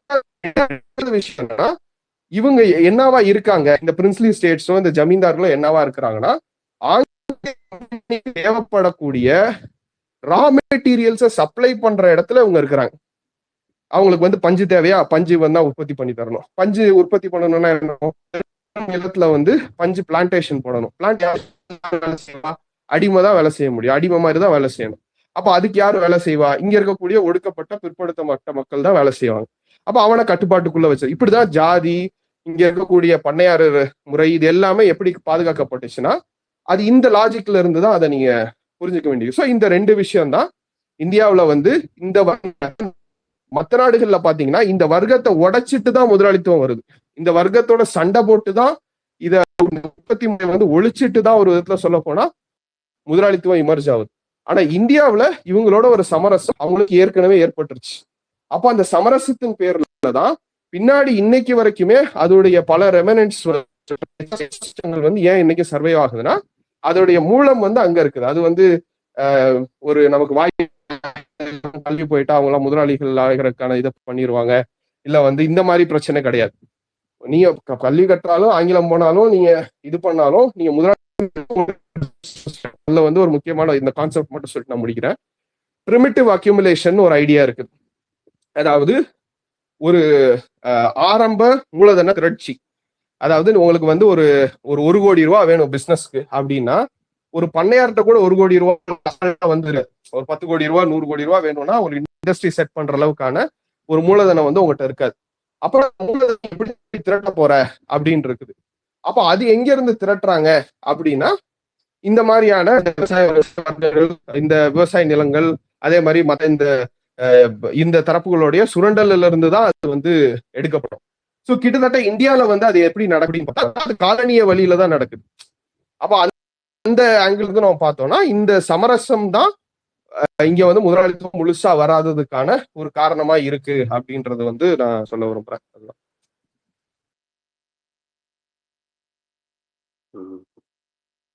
இதுதான் நானும் சொன்னேன். ஐயா அதுல சொல்லுங்க ஐயா ஒரு நிமிஷம். அவரு இப்போ அவர் சொன்னதுல வந்து ஐயா ஒரு நிமிஷம் ஐயா, அது ஜஸ்ட் 1 மினிட்ல முடிச்சிடறேன். இல்ல ஐயா ஆகாஷ் ஒரு 2 பேர் பேசட்டும். தலை ஒரு வெயிட் பண்ணுங்க, தலை பூதம் கொஞ்சம் வெயிட் பண்ணுங்க. இல்ல நான் வந்து சொன்னதுல அகைன் நான் திருப்பி ஸ்டாண்ட்ல தான் இருக்கிறேன். என்னன்னா பெரும்பான்மையின் மக்களுக்கு கல்வி அறிவு இல்லாததுக்கு காரணம் தான் நான் சொன்னேன். அது ஏன் இப்ப நான் சொல்றேன், இப்ப அவரு சொன்னதுல சொல்றேன். அவரு சொன்னாரு அந்த இனிஷியல் கேபிட்டல் அதை வந்து இந்த சுரண்டல்கள் மூலியமா தான் அவன் எடுக்கிறான் அப்படின்ற மாதிரி நீங்க சொல்றீங்க. ஏன்னா பணியாளர்கள் கிட்ட கூட ஒரு 1 கோடி ரூபாய் இல்லைன்னு சொல்றீங்க. இப்ப நான் சொல்றேன், இப்ப நான் வந்து ஒரு டிகிரி வச்சிருக்கேன் அப்படின்னா எனக்கு வந்து பேங்க் எப்படி அக்சஸ் பண்ணணும், கம்ப்யூட்டர் எப்படி அக்சஸ் பண்ணணும், இன்ஃபர்மேஷன் எப்படி கேதர் பண்ணணும், இந்த மாதிரியான நாலேஜ்லாம் எனக்கு இருக்கு. என்கிட்ட ஒரு டிகிரி இருக்கு. நான் ஒரு மெக்கானிக்கல் இன்ஜினியரா படிச்சிருக்கேன் அப்படின்னா என்கிட்ட காசே இல்லைன்னா கூட I know at least some way இந்த பேங்க் மூலியமா என்னால் லோன் பெற முடியும். புரியுதுங்களா? என்கிட்ட வந்து அந்த உற்பத்தி பண்ற திறமை இருந்தது. அந்த திறனை எங்க நான் வளர்த்துக்கிறேன்னா கல்வியின் மூலமா தான் வளர்த்துக்கிறேன். புரியுதுங்களா? அது இருந்ததுன்னா என்கிட்ட படிப்பு இருந்ததுன்னா கண்டிப்பா ஏதோ ஒரு வகையில இல்ல 4-5 இன்வெஸ்டர் கிட்ட ஏதோ ஒரு மண்டைய கழுவியாவது காசு வாங்கியாவது என்னால வந்து ஒரு தொழில தொடங்க முடியும். புரியுதுங்களா? ஸோ இதனாலதான் நான் சொன்னேன் பெரும்பான்மையின் மக்களுக்கு கல்வி இல்லை. இன்னொன்னு, நீங்க வெளிநாட்டுல எல்லாம் பாத்தீங்கன்னா போடுறதுக்கான முதலாளிகள் இருக்காங்க. உங்களுக்கு தெரியும் இந்த வெஞ்சர் கேபிட்டல் அந்த மாதிரி நிறைய எல்லாம் இருக்கு. புரியுதுங்களா? இந்தியால அந்த மாதிரிலாம் கிடையாது. இந்தியால வந்து R&D ஏன் வளர அப்படின்னா இங்க என்ன அறிவு இல்லாதவங்க இருக்கிறானா? எல்லாரும் நிறைய பேர் இருக்கிறாங்க. வெளிநாட்டுல போய் படிச்சுட்டு வந்தவங்கலாம் இருக்காங்க. இங்க எவனும் இன்வெஸ்ட் பண்ண மாட்டான். புரியுதுங்களா? ஏன்னா அவங்களுக்கும் அந்த பணம் வச்சிருக்கிற முதலாளியும் அறிவாளிகள் கிடையாது. அவங்க பணம் மட்டும் தான் வச்சிருக்கிறாங்க. அவங்களுக்கு வந்து இதுல இன்வெஸ்ட் பண்ணணும், இதனால டெக்னாலஜி வளரும், நாளைக்கு பெருசா வளரும் அப்படின்னு அவங்களுக்கும் அறிவு கிடையாது. புரியுதுங்களா? ஸோ இதனாலதான் நான் சொல்றேன்னா பெரும்பான்மையின் மக்களுக்கு கல்வி அறிவு இல்ல. அப்படி அது இருந்தா இந்த பேங்க் எல்லாம் எப்படி யூட்டிலைஸ் பண்றது, எப்படி பல பேர் வந்து ஆப்ல வந்து பணத்தை வாங்கிட்டு கட்டாம அதை வந்து இது பண்றான். அதனால அவனுடைய சிபில் ஸ்கோர் பாதிப்படையணும், ஃபியூச்சர்ல அவனால லோன் வாங்க முடியும்னு கூட அவனுக்கு தெரிய மாட்டேங்குது. புரியுதுங்களா? அப்படி இருக்கிற பட்சத்துல இது நான் என்னவா பாக்குறேன்னா everything connects to the education தான் நான் பாக்குறேன். புரியுதுங்களா? இது நான் அகைன் அதே ஸ்டாண்ட்ல தான் நிக்கிறேன். ஐயா இந்தியால ஏன் 300-400 வருஷத்துக்கு முன்னாடி முதலாளித்துவம் புரட்சிகரமா வரலன்றதுக்கு இன்னைக்கு கிரெடிட் கார்டுல கடன் வாங்குறதுக்கு என்ன சம்பந்தம்? ஐயா பூதம் அவர் என்கிட்ட தான் சொன்னாரு. ஒரே ஒரு விஷயம் நான் மட்டும் கிளாரிஃபை பண்ணிக்கிறேன். ஃபர்ஸ்ட் ஆஃப் ஆல் நீங்க வந்து முதலாளிகள்னு யாரை புரிஞ்சு வச்சிருக்கிறீங்கன்றது வந்து நம்ம 2 பேருக்கும் மாறுபட்ட கருத்து இருக்குன்னு நினைக்கிறேன். என்னுடைய அண்டர்ஸ்டாண்டிங்ல இருந்து நீங்க நான் படிச்சிருக்கிறேன், நான் போய் பேங்க்ல லோன் வாங்கி நான் வந்து ஒரு சின்ன இண்டஸ்ட்ரி செட் பண்ணிடுவேன், இல்ல வந்து நான் ஒரு தொழில் முனைவோரா மாறிடுவேன் அப்படின்னு சொல்றீங்க. அவங்க எல்லாம் யாருன்னு பார்த்தா ஒண்ணு நான் சொன்ன மாதிரி அவங்க தொழில் முனைவோர்களா இருக்கலாம், இல்லைன்னா வந்து ரொம்ப ஸ்பெசிபிக்கா கான்கிரீட் எக்கனாமிக் டேர்ம்ஸ்ல சொல்லணும்னா அப்படின்னு ஒரு வார்த்தை இருக்கு. அப்படின்னா பெட்டி புஷ்வாசஸ்னா சிறு முதலாளிகள். அதாவது நீங்க பாத்தீங்கன்னா ஒரு லேத் இண்டஸ்ட்ரி வச்சிருப்பாங்க, இல்ல வந்து ஒரு சின்னதா ஒரு என்ன சொல்ற ஒரு ஸ்பேர் பார்ட் செய்யக்கூடிய சின்ன கம்பெனி வச்சிருப்பாங்க, இல்ல ஒரு ஸ்டார்ட் அப்ன்ற பேர்ல ஒரு ஆப் செஞ்சு வித்துக்கிட்டு இருப்பாங்க. இந்த மாதிரி பண்றாங்களா இவங்க எல்லாம் இந்த சிறு முதலாளிகள் தான். நம்ம வந்து பேசுறது அந்த சிறு முதலாளிகள் பத்தியே கிடையாது. சிறு முதலாளிகள் ஆகிறதுக்கான வாய்ப்பு நீங்க சொல்ற மாதிரி கல்வி வந்து கொடுக்கலாம். ஆனா நம்ம பேசுறது வந்து பெரும் முதலாளிகள் பத்தி, அதாவது இந்த ஒட்டுமொத்த நாட்டுடைய தீர்மானிக்கிற அளவுல அரசியலை வந்து தீர்மானிக்கிற கூடிய பெரும் முதலாளிகள், அதாவது பூர்ஷ்வாசி ஆர் கேபிட்டலிஸ்ட் அப்படின்னு சொல்ற அந்த வர்க்கத்தை சேர்ந்தவங்க. அப்ப நீங்க அது கேபிட்டலிஸ்ட் ஆகணும், நீங்க அம்பானி ஆகணும், அதானி ஆகணும், இந்த மாதிரி ஒரு இடத்துக்கு நீங்க போகணும்னா நீங்க வெறும் கல்வி கற்பது மூலியமாவே அங்க போக முடியாது. இன்னொன்னு, நம்ம வந்து எல்லாரும் முதலாளி ஆகலான்ற மாதிரி எம்என்எம் ஸ்கீம் வந்து பத்தி நம்ம பேசல. ஃபர்ஸ்ட் ஆஃப் ஆல், முதலாளித்துவ உற்பத்தி முறை வந்து இன்னும் இந்தியா முழுவதுமா போய் சேர்ந்திருக்குதான்றதுதான் கேள்வி. முதலாளி ஆகலான்றது வந்து எம்என்எம் ஸ்கீம் மாதிரி, அதெல்லாம் யாராலையும் எல்லாரும் முதலாளியானா அப்ப எவனும் தொழிலாளியா இருக்க முடியாது. அது கிடையாது. முதலாளித்துவ உற்பத்தி உறவு, அதாவது நீங்க வந்து ஒரு ஆண்டை கிட்ட பண்ணையாளாவோ இல்ல நீங்க வந்து ஒரு பாண்டட் லேபரா ஒரு இடத்துக்கு போயிட்டு சூழல்ல வந்து உங்க அப்பா ஏதோ கடன் வாங்கியிருப்பாரு, அதுக்கு வந்து நீங்க வாழ்நாள் புழுவா சூழல செங்கல இருக்கணும்னோ இல்ல வந்து ஒரு தொழிலாளர் மகனா போய் வாழ்க்கை ஃபுல்லா நீங்க வந்து அந்த தேயிலை தோட்டத்திலே கடந்து சாகணுன்ற அந்த விதமான உற்பத்திகள்ல இருந்து, அந்த வடிவத்துல இருக்கிற உற்பத்திகள்ல நவீன பாட்டாளியாக மாறுவதற்கான வாய்ப்பு இந்தியாவில் எல்லா மூளை முழுக்குகளும் இருக்குதா? ட்ரைபல் மக்களுக்கு அது என்ன போய் சேர்ந்துருக்குதா? இல்ல வந்து ஒரு விவசாய பண்ணக்கூடிய கிராமப்புற பகுதியெல்லாம் அது போய் சேர்ந்துருக்குதா? அது கிடையாது. அப்ப நம்ம பேசுறது அந்த உற்பத்தி உறவு முறையின் வழியாக முதலாளித்துவம் இந்தியா ஃபுல்லா வந்திருக்கானா? கிடையாது. அது போறதுல இருந்து அது ரிஃப்ரைன் பண்ணிக்குது. ஏன் அந்த எக்ஸிஸ்டிங் பேரலா அது எக்ஸிஸ்ட் ஆகக்கூடிய இந்த மாதிரியான அடிமுறைகள் முதலாளித்துவத்துக்கு அது யூஸ்ஃபுல்லா இருக்கு, காம்ப்ளிமெண்டரியா இருக்கு, அதனால அது டாலரேட் பண்ணிட்டு இருக்குது. இதுதான் நான் வந்து என்னுடைய கருத்தா வந்து நான் சொல்ல விரும்புறேன். இல்ல நீங்க வேகபான் பேசுங்க. இரு ஆகாஷ் இரு ஆகாஷ் கை தூக்கிருக்காங்க. வேகபான் பேசுங்க. ஓகே, நன்றி தோழர். அதாவது குழப்பிக்கிறாரு என்னன்னா, ப்ரொடக்டிவ் ஃபோர்ஸஸை வளர்த்தெடுக்கணும். ஓகேங்களா? அதுதான் எல்லா காலகட்டத்திலுமே ஒரு சமூகத்தை அடுத்த கட்ட வளர்ச்சி கட்டத்துக்கு கொண்டு போறது. அதான் மார்க்ஸ் வந்து சொல்றாரு. அதுக்கப்புறம் இந்தியாவோட பிரச்சனை என்னன்னா, காம்ப்ரடார் பூஷ்வா, தரகு முதலாளின்றதை அவன் சொன்னாரு. ஓகே, இது ரெண்டும் தான் முக்கியமான விஷயம். இதை நீங்க தனித்தட்ட முறையில நீங்க தேடி படிச்சுக்கோங்க. அதுக்கப்புறம் நான் ஆரம்பத்திலிருந்து ஒரு சில விஷயங்களை சொல்றேன். கற்பனைவாத சோசியலும் விஞ்ஞான சோசியலிசமும் ஏங்கல்ஸ் எழுதுன என்ன சொல்றாருன்னா, அப்ப நிலப்பிரபுத்துவ சமூகத்திலிருந்து முதலாளித்துவ சமூகத்துக்கு மாறும்போது ஐரோப்பிய நாடுகள்ல என்ன மாதிரியான போராட்டங்கள் நடந்துச்சு அப்படின்றத சொல்றாரு. ஏன்னா நிலப்பிரபுத்துவவாதிக்கு அது மேல நம்பிக்கை இல்லை, அவன் அதை விட்டு கொடுக்க மாட்டான் முதலாளித்துவத்தை மாறுறது. அது பெரிய போராட்டங்கள் நடக்குது. அதுல இருந்தா ஆர்சி அந்த அந்த கிறிஸ்டின் ரிலீஜன்ல இருக்க வேறுபாடுகளே ஏற்படுதுன்னு நீங்க படிச்சீங்கன்னா உங்களுக்கு புரிய வரும்.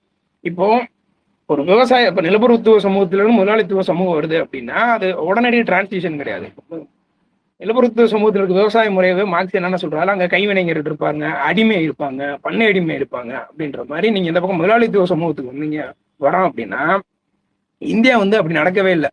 அதாவது விவசாய உற்பத்தி முறையிலிருந்து இண்டஸ்ட்ரியல் ரெவல்யூஷன் நடக்குது அப்படின்னா இந்தியாவில் மேனுஃபேக்சரிங்குள்ள நம்ம போகவே இல்லை. நம்ம வந்து டைரக்டா சர்வீஸ்குள்ள தான் இன்வெஸ்ட் பண்ண ட்ரை பண்றோம். ஏன்னா விவசாய உற்பத்தி முறையிலே நம்ம முதலாளித்துவ உற்பத்தி முறையில பயன்படுத்துற முறைன்றது பார்த்தீங்களா, அதை நம்ம பண்ணவே இல்லை. அதை கவர்மெண்ட் பல வகையில பண்ணிக்கிட்டு இருக்கு. அதுக்கு இங்க இருக்க பெரிய பிரச்சனை இருக்குன்னா, இங்க இருக்கிற உழைக்கும் மக்கள்கிட்ட நிலம் இல்லை. அப்படி இருக்கிற மக்கள்கிட்டயுமே சிறு குறு விவசாயிகள் நீங்க அடிக்கடி சொல்லுவாங்க, அவங்க கிட்ட ரொம்ப கம்மியான அளவுல நிலம் இருக்கு. அவங்க எல்லாருக்குமே கவர்மெண்ட்னால சப்சிடி கொடுக்க முடியல. அதனால பெரு விவசாயிகள்கிட்ட தான் கொடுக்க முடியுது. அதனால இன்னும் சிறு குறு விவசாயிகள்கிட்ட பல சப்சிடிஸ் வந்து போகல. நீங்க வந்து விவசாய உற்பத்தி முறையை இந்தியாவில் கவர்மெண்ட் எந்த அளவுக்கு கொடுக்க முயற்சி பண்றதுன்றது புரிஞ்சா புரியும். அப்புறம் இன்னொன்னு, நம்ம வந்து முதலாளிகளை இங்க அதானி, அம்பானி, பிர்லா, டாட்டா ஒரு 4-5 கம்பெனிஸ் தான் சொல்ல முடியும். அவனுங்களுமே மேனுஃபேக்சரிங்ல பெருசா ஊண்டி நிக்கல. உதாரணத்துக்கு நம்ம மேனுஃபேக்சர் இப்போ மைக்ரோமேக்ஸ், லாவான்லாம் நம்ம மொபைல் உற்பத்தி முறையை வச்சிருந்தோம். இப்பெல்லாம் அந்த மொபைல்லாம் என்னாச்சுன்னே தெரியல. ஏன்னா அவங்க மேனுஃபேக்சரிங் மேல இன்ட்ரெஸ்டே இல்லை, சர்வீஸ் தான் நோக்கி போயிட்டு இருக்கான். நம்ம இப்ப சர்வீஸ் போகும்போது அவன் ஏஐ போயிட்டான். அது சர்வீஸ்ல அடுத்த ஒரு முறைக்கு போய்க்கு இருக்கு சமூகம். இவன் ஏஐ வந்து இன்னும் சர்வீஸே முழுக்கமா நம்ம இந்தியா முழுவதும் கொண்டு போக முடியல. அப்படியே இங்க என்ன காரணம் அப்படின்னா, அந்த தரகு முதலாளிகள் வந்து இன்வெஸ்ட் பண்ண பயப்படுறான். முதல் இல்லாம இல்ல, அவனால இன்னும் இன்வெஸ்ட் பண்ண முடியல அப்படின்றது. அவன் வந்து ஒரு கமிஷன் பேஸ்ல ஒர்க் பண்ணிக்கலாம் இந்தியாவிலேயே அப்படின்னு நினைக்கிறேன். அதுக்கு கவர்மெண்ட்டுமே ஊக்கம் கொடுக்குது. சரிடா, நீ ஏதாவது ஒரு ப்ரொடக்டிவ் ஸ்போர்ட்ஸ் நீ வளர்த்துடு. ஏன்னா ஒரு அரசுக்கு தேவை இருக்குங்க.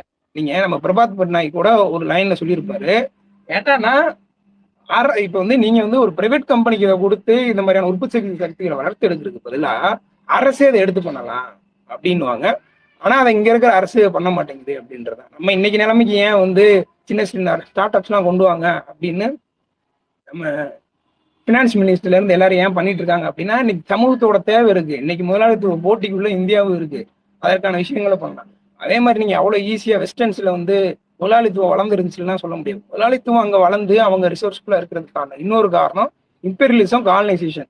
இல்லை அப்படின்னா இம்பீரியலிசம் கான்செப்ட் என்னவா வளர்ந்தது, அவன் உழைக்காம மேனுஃபேக்சரிங் பண்ணாமலே அவன் என்ன மாதிரியான வளர்ச்சிக்கு கொண்டு போறான் அப்படின்றத இம்பீரியலிசம் இன்னமும் என்ன முறையில மாறி இருக்கு அப்படின்றத நம்ம புரிஞ்சுக்கிறணும். இப்போ முக்கியமா இந்தியா முதலாளித்துவம் வரணும் அப்படின்னா காம்பரேட்டிவ் பூஸ்ட் வரல மாற்றம் ஏற்படணும். இல்லைன்னா நம்ம மேனுஃபேக்சரிங்கை நோக்கி போகணும். அதுதான் இந்தியாவில முதலாளித்துவம். புரோக்கர் அதான் தரகு முதலாளியாவே இருக்கான். ஓகேங்களா, அவன் வந்து ஒரு மேனுஃபேக்சரிங் பெரிய இன்வெஸ்ட்மெண்ட்லாம் இல்லை. அவனுக்கு வந்து கமிஷன் பேஸ்ல பணம் வரணும், அவனுக்கு தேவை ப்ராஃபிட் வரணும். ஓகேங்களா. அப்புறம் இன்னொன்னு ப்ரொடக்டிவ் ஃபோர்ஸஸை வளர்த்து எடுக்கிறதுக்கும் எஜுகேஷனுக்கும் அது வேற டிபார்ட்மெண்ட். ஏன்னா அவன் வந்து வேஸ்ட் ஸ்லேவ்ஸ் வந்து வெளிநாட்டுல இருந்து இறக்குமதி பண்ணிக்கிடுவான். இங்க இருக்கணும் படிக்க வைக்க தேவையில்லை அப்படின்னா. ஓகேங்களா, வெளிநாட்டுக்காரன் அப்ப அந்த முறையும் இருக்கு. நீங்க ரெண்டையும் கன்ஃபியூஸ் பண்ணிக்கிற கூடாது. குத்தூசி பேசுங்க, அடுத்த ஆகாஷ் பேசுறோம். ஒரே ஒரு நிமிஷம். ஏன்டா இதைத்தான் நான் கொஞ்ச நேரத்துக்கு முன்னாடி எல்லாத்துக்கும் நீங்க இதைத்தான் சொல்றீங்க. இருங்க ஒரு நிமிஷம், அவன் எப்படி இருந்தாலும் ஒத்துக்க மாட்டான். நீங்க உங்களுக்கு அவனை பத்தி தெரியல. குத்தூசி சொல்லுங்க. இந்த கல்வி முறை அப்படின்னு இருக்குல்ல, கல்வி எல்லாருக்கும் கொடுத்தா எல்லாருமே இதுவாயிடும் சொல்லிட்டு அதுல சின்ன சிக்கல் இருக்கு. நிலப்பிரபுத்துவ முறையில இருக்கிற ஒரு கல்வி முறையும் முதலாளித்துவ சட்டம் இருக்கிற கல்வி முறையும் டிஃப்ரெண்ட். நிலப்பிரபுத்துவ கல்வி முறை நீங்க பாத்தீங்கன்னா குருகுலம் மாதிரி ஒண்ணு இருக்கும். அப்ப ஓகேங்களா, இப்ப விவசாயிகளுக்கு என்ன கல்வி அந்த காலத்துலன்னா, அங்க எப்படி உள்றது, எப்படி வந்து விதை போடுறது, எப்படி வந்து விவசாய சம்பந்தப்பட்ட வேலைகளை பார்க்கறது, அதுதான் அந்த காலத்துக்கான கல்வி. ரைட்டா. இவங்க முதலாளித்துவம் உள்ள வரும்போதுதான் அந்த கல்வியை உள்ள கொண்டு வர முடியும். ஏன்னா அது நிர்வாக ரீதியான பிரச்சனைகள் இருக்கும். ஒரு ஃபேக்டரி எப்படி ரன் பண்றது, ஒரு நிர்வாகத்தை ரன் பண்ற பிரச்சனைகள்லாம் அது வருது. அப்போ நீங்க ஒரு முதலாளித்துவத்தை வந்து உள்ள கொண்டு வந்தாதான் அந்த கல்வியே உங்களுக்கு வரும். ஆனா இங்க பேசப்படுறது என்னன்னா, கல்வியை நீங்க ஃபர்ஸ்ட் கொடுங்க, அதுக்கப்புறம் முதலாளித்துவம் வரன்றீங்க. அது அப்படி இல்லை, அது ஒர்க் ஆகுதுன்ற மாதிரி.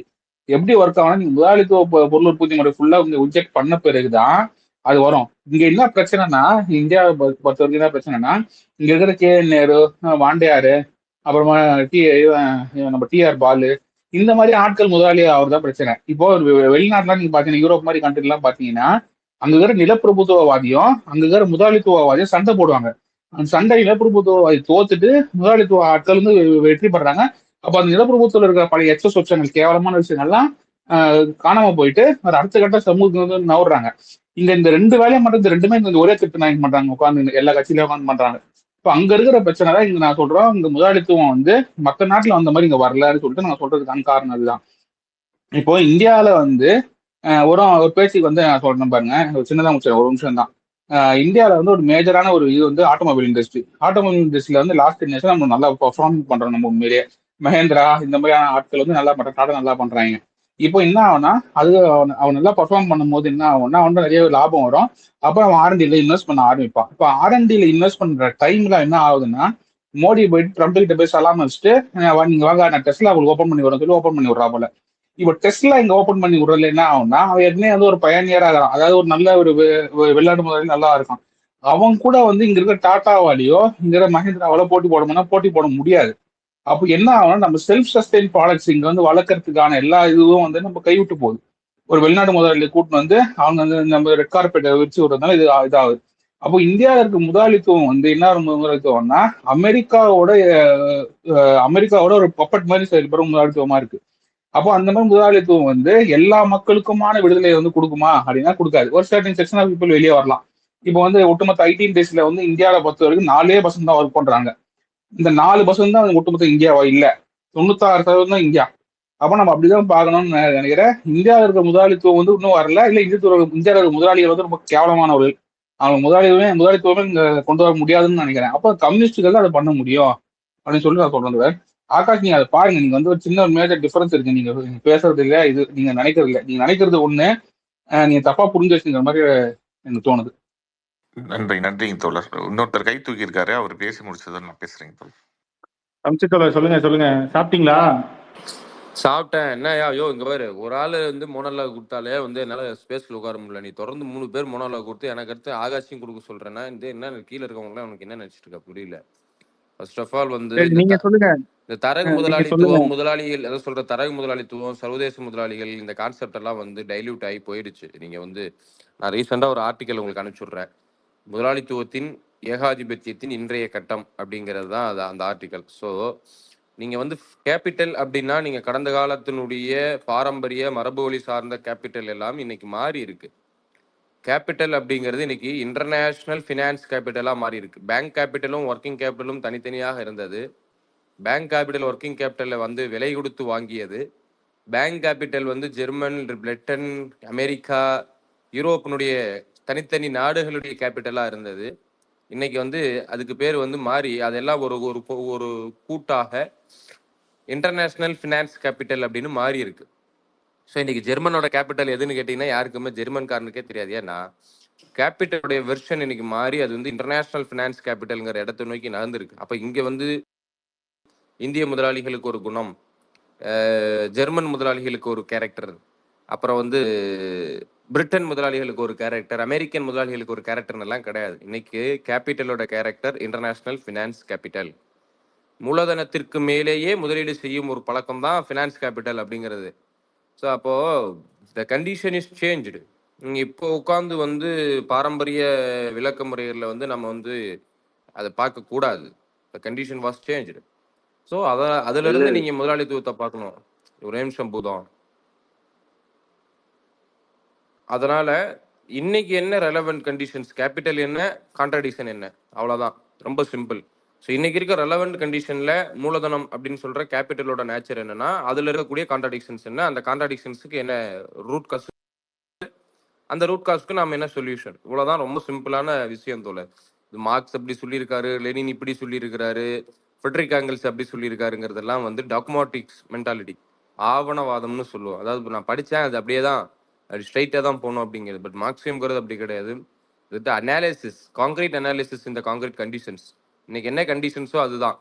ஸோ அதனால் இந்த அட்டாக்ரஸியாக இருக்கிறது அல்லது மில்டன் ரெவல்யூஷன் தான் சரின்னு சொல்வதோ அல்லது வெவ்வேறு வார்த்தைகளில் ஒவ்வொருத்தவங்களுக்கு ஒவ்வொரு ஹோப் இருக்கும். That's all things are hopes. அதெல்லாம் வந்து நம்பிக்கைகள். நம்பிக்கைகள் எல்லாம் வந்து கம்யூனிசம் ஆயிடாது. அந்த ஒன் மெயின் விஷயத்தை நான் சொல்ல நினைக்கிறேன். Socialism is not new mode of productions. அது நியூ மூட் ஆஃப் ப்ரொடெக்ஷனே கிடையாது. சோசியலிசம் என்பது புதிய உற்பத்தி முறை கிடையாது.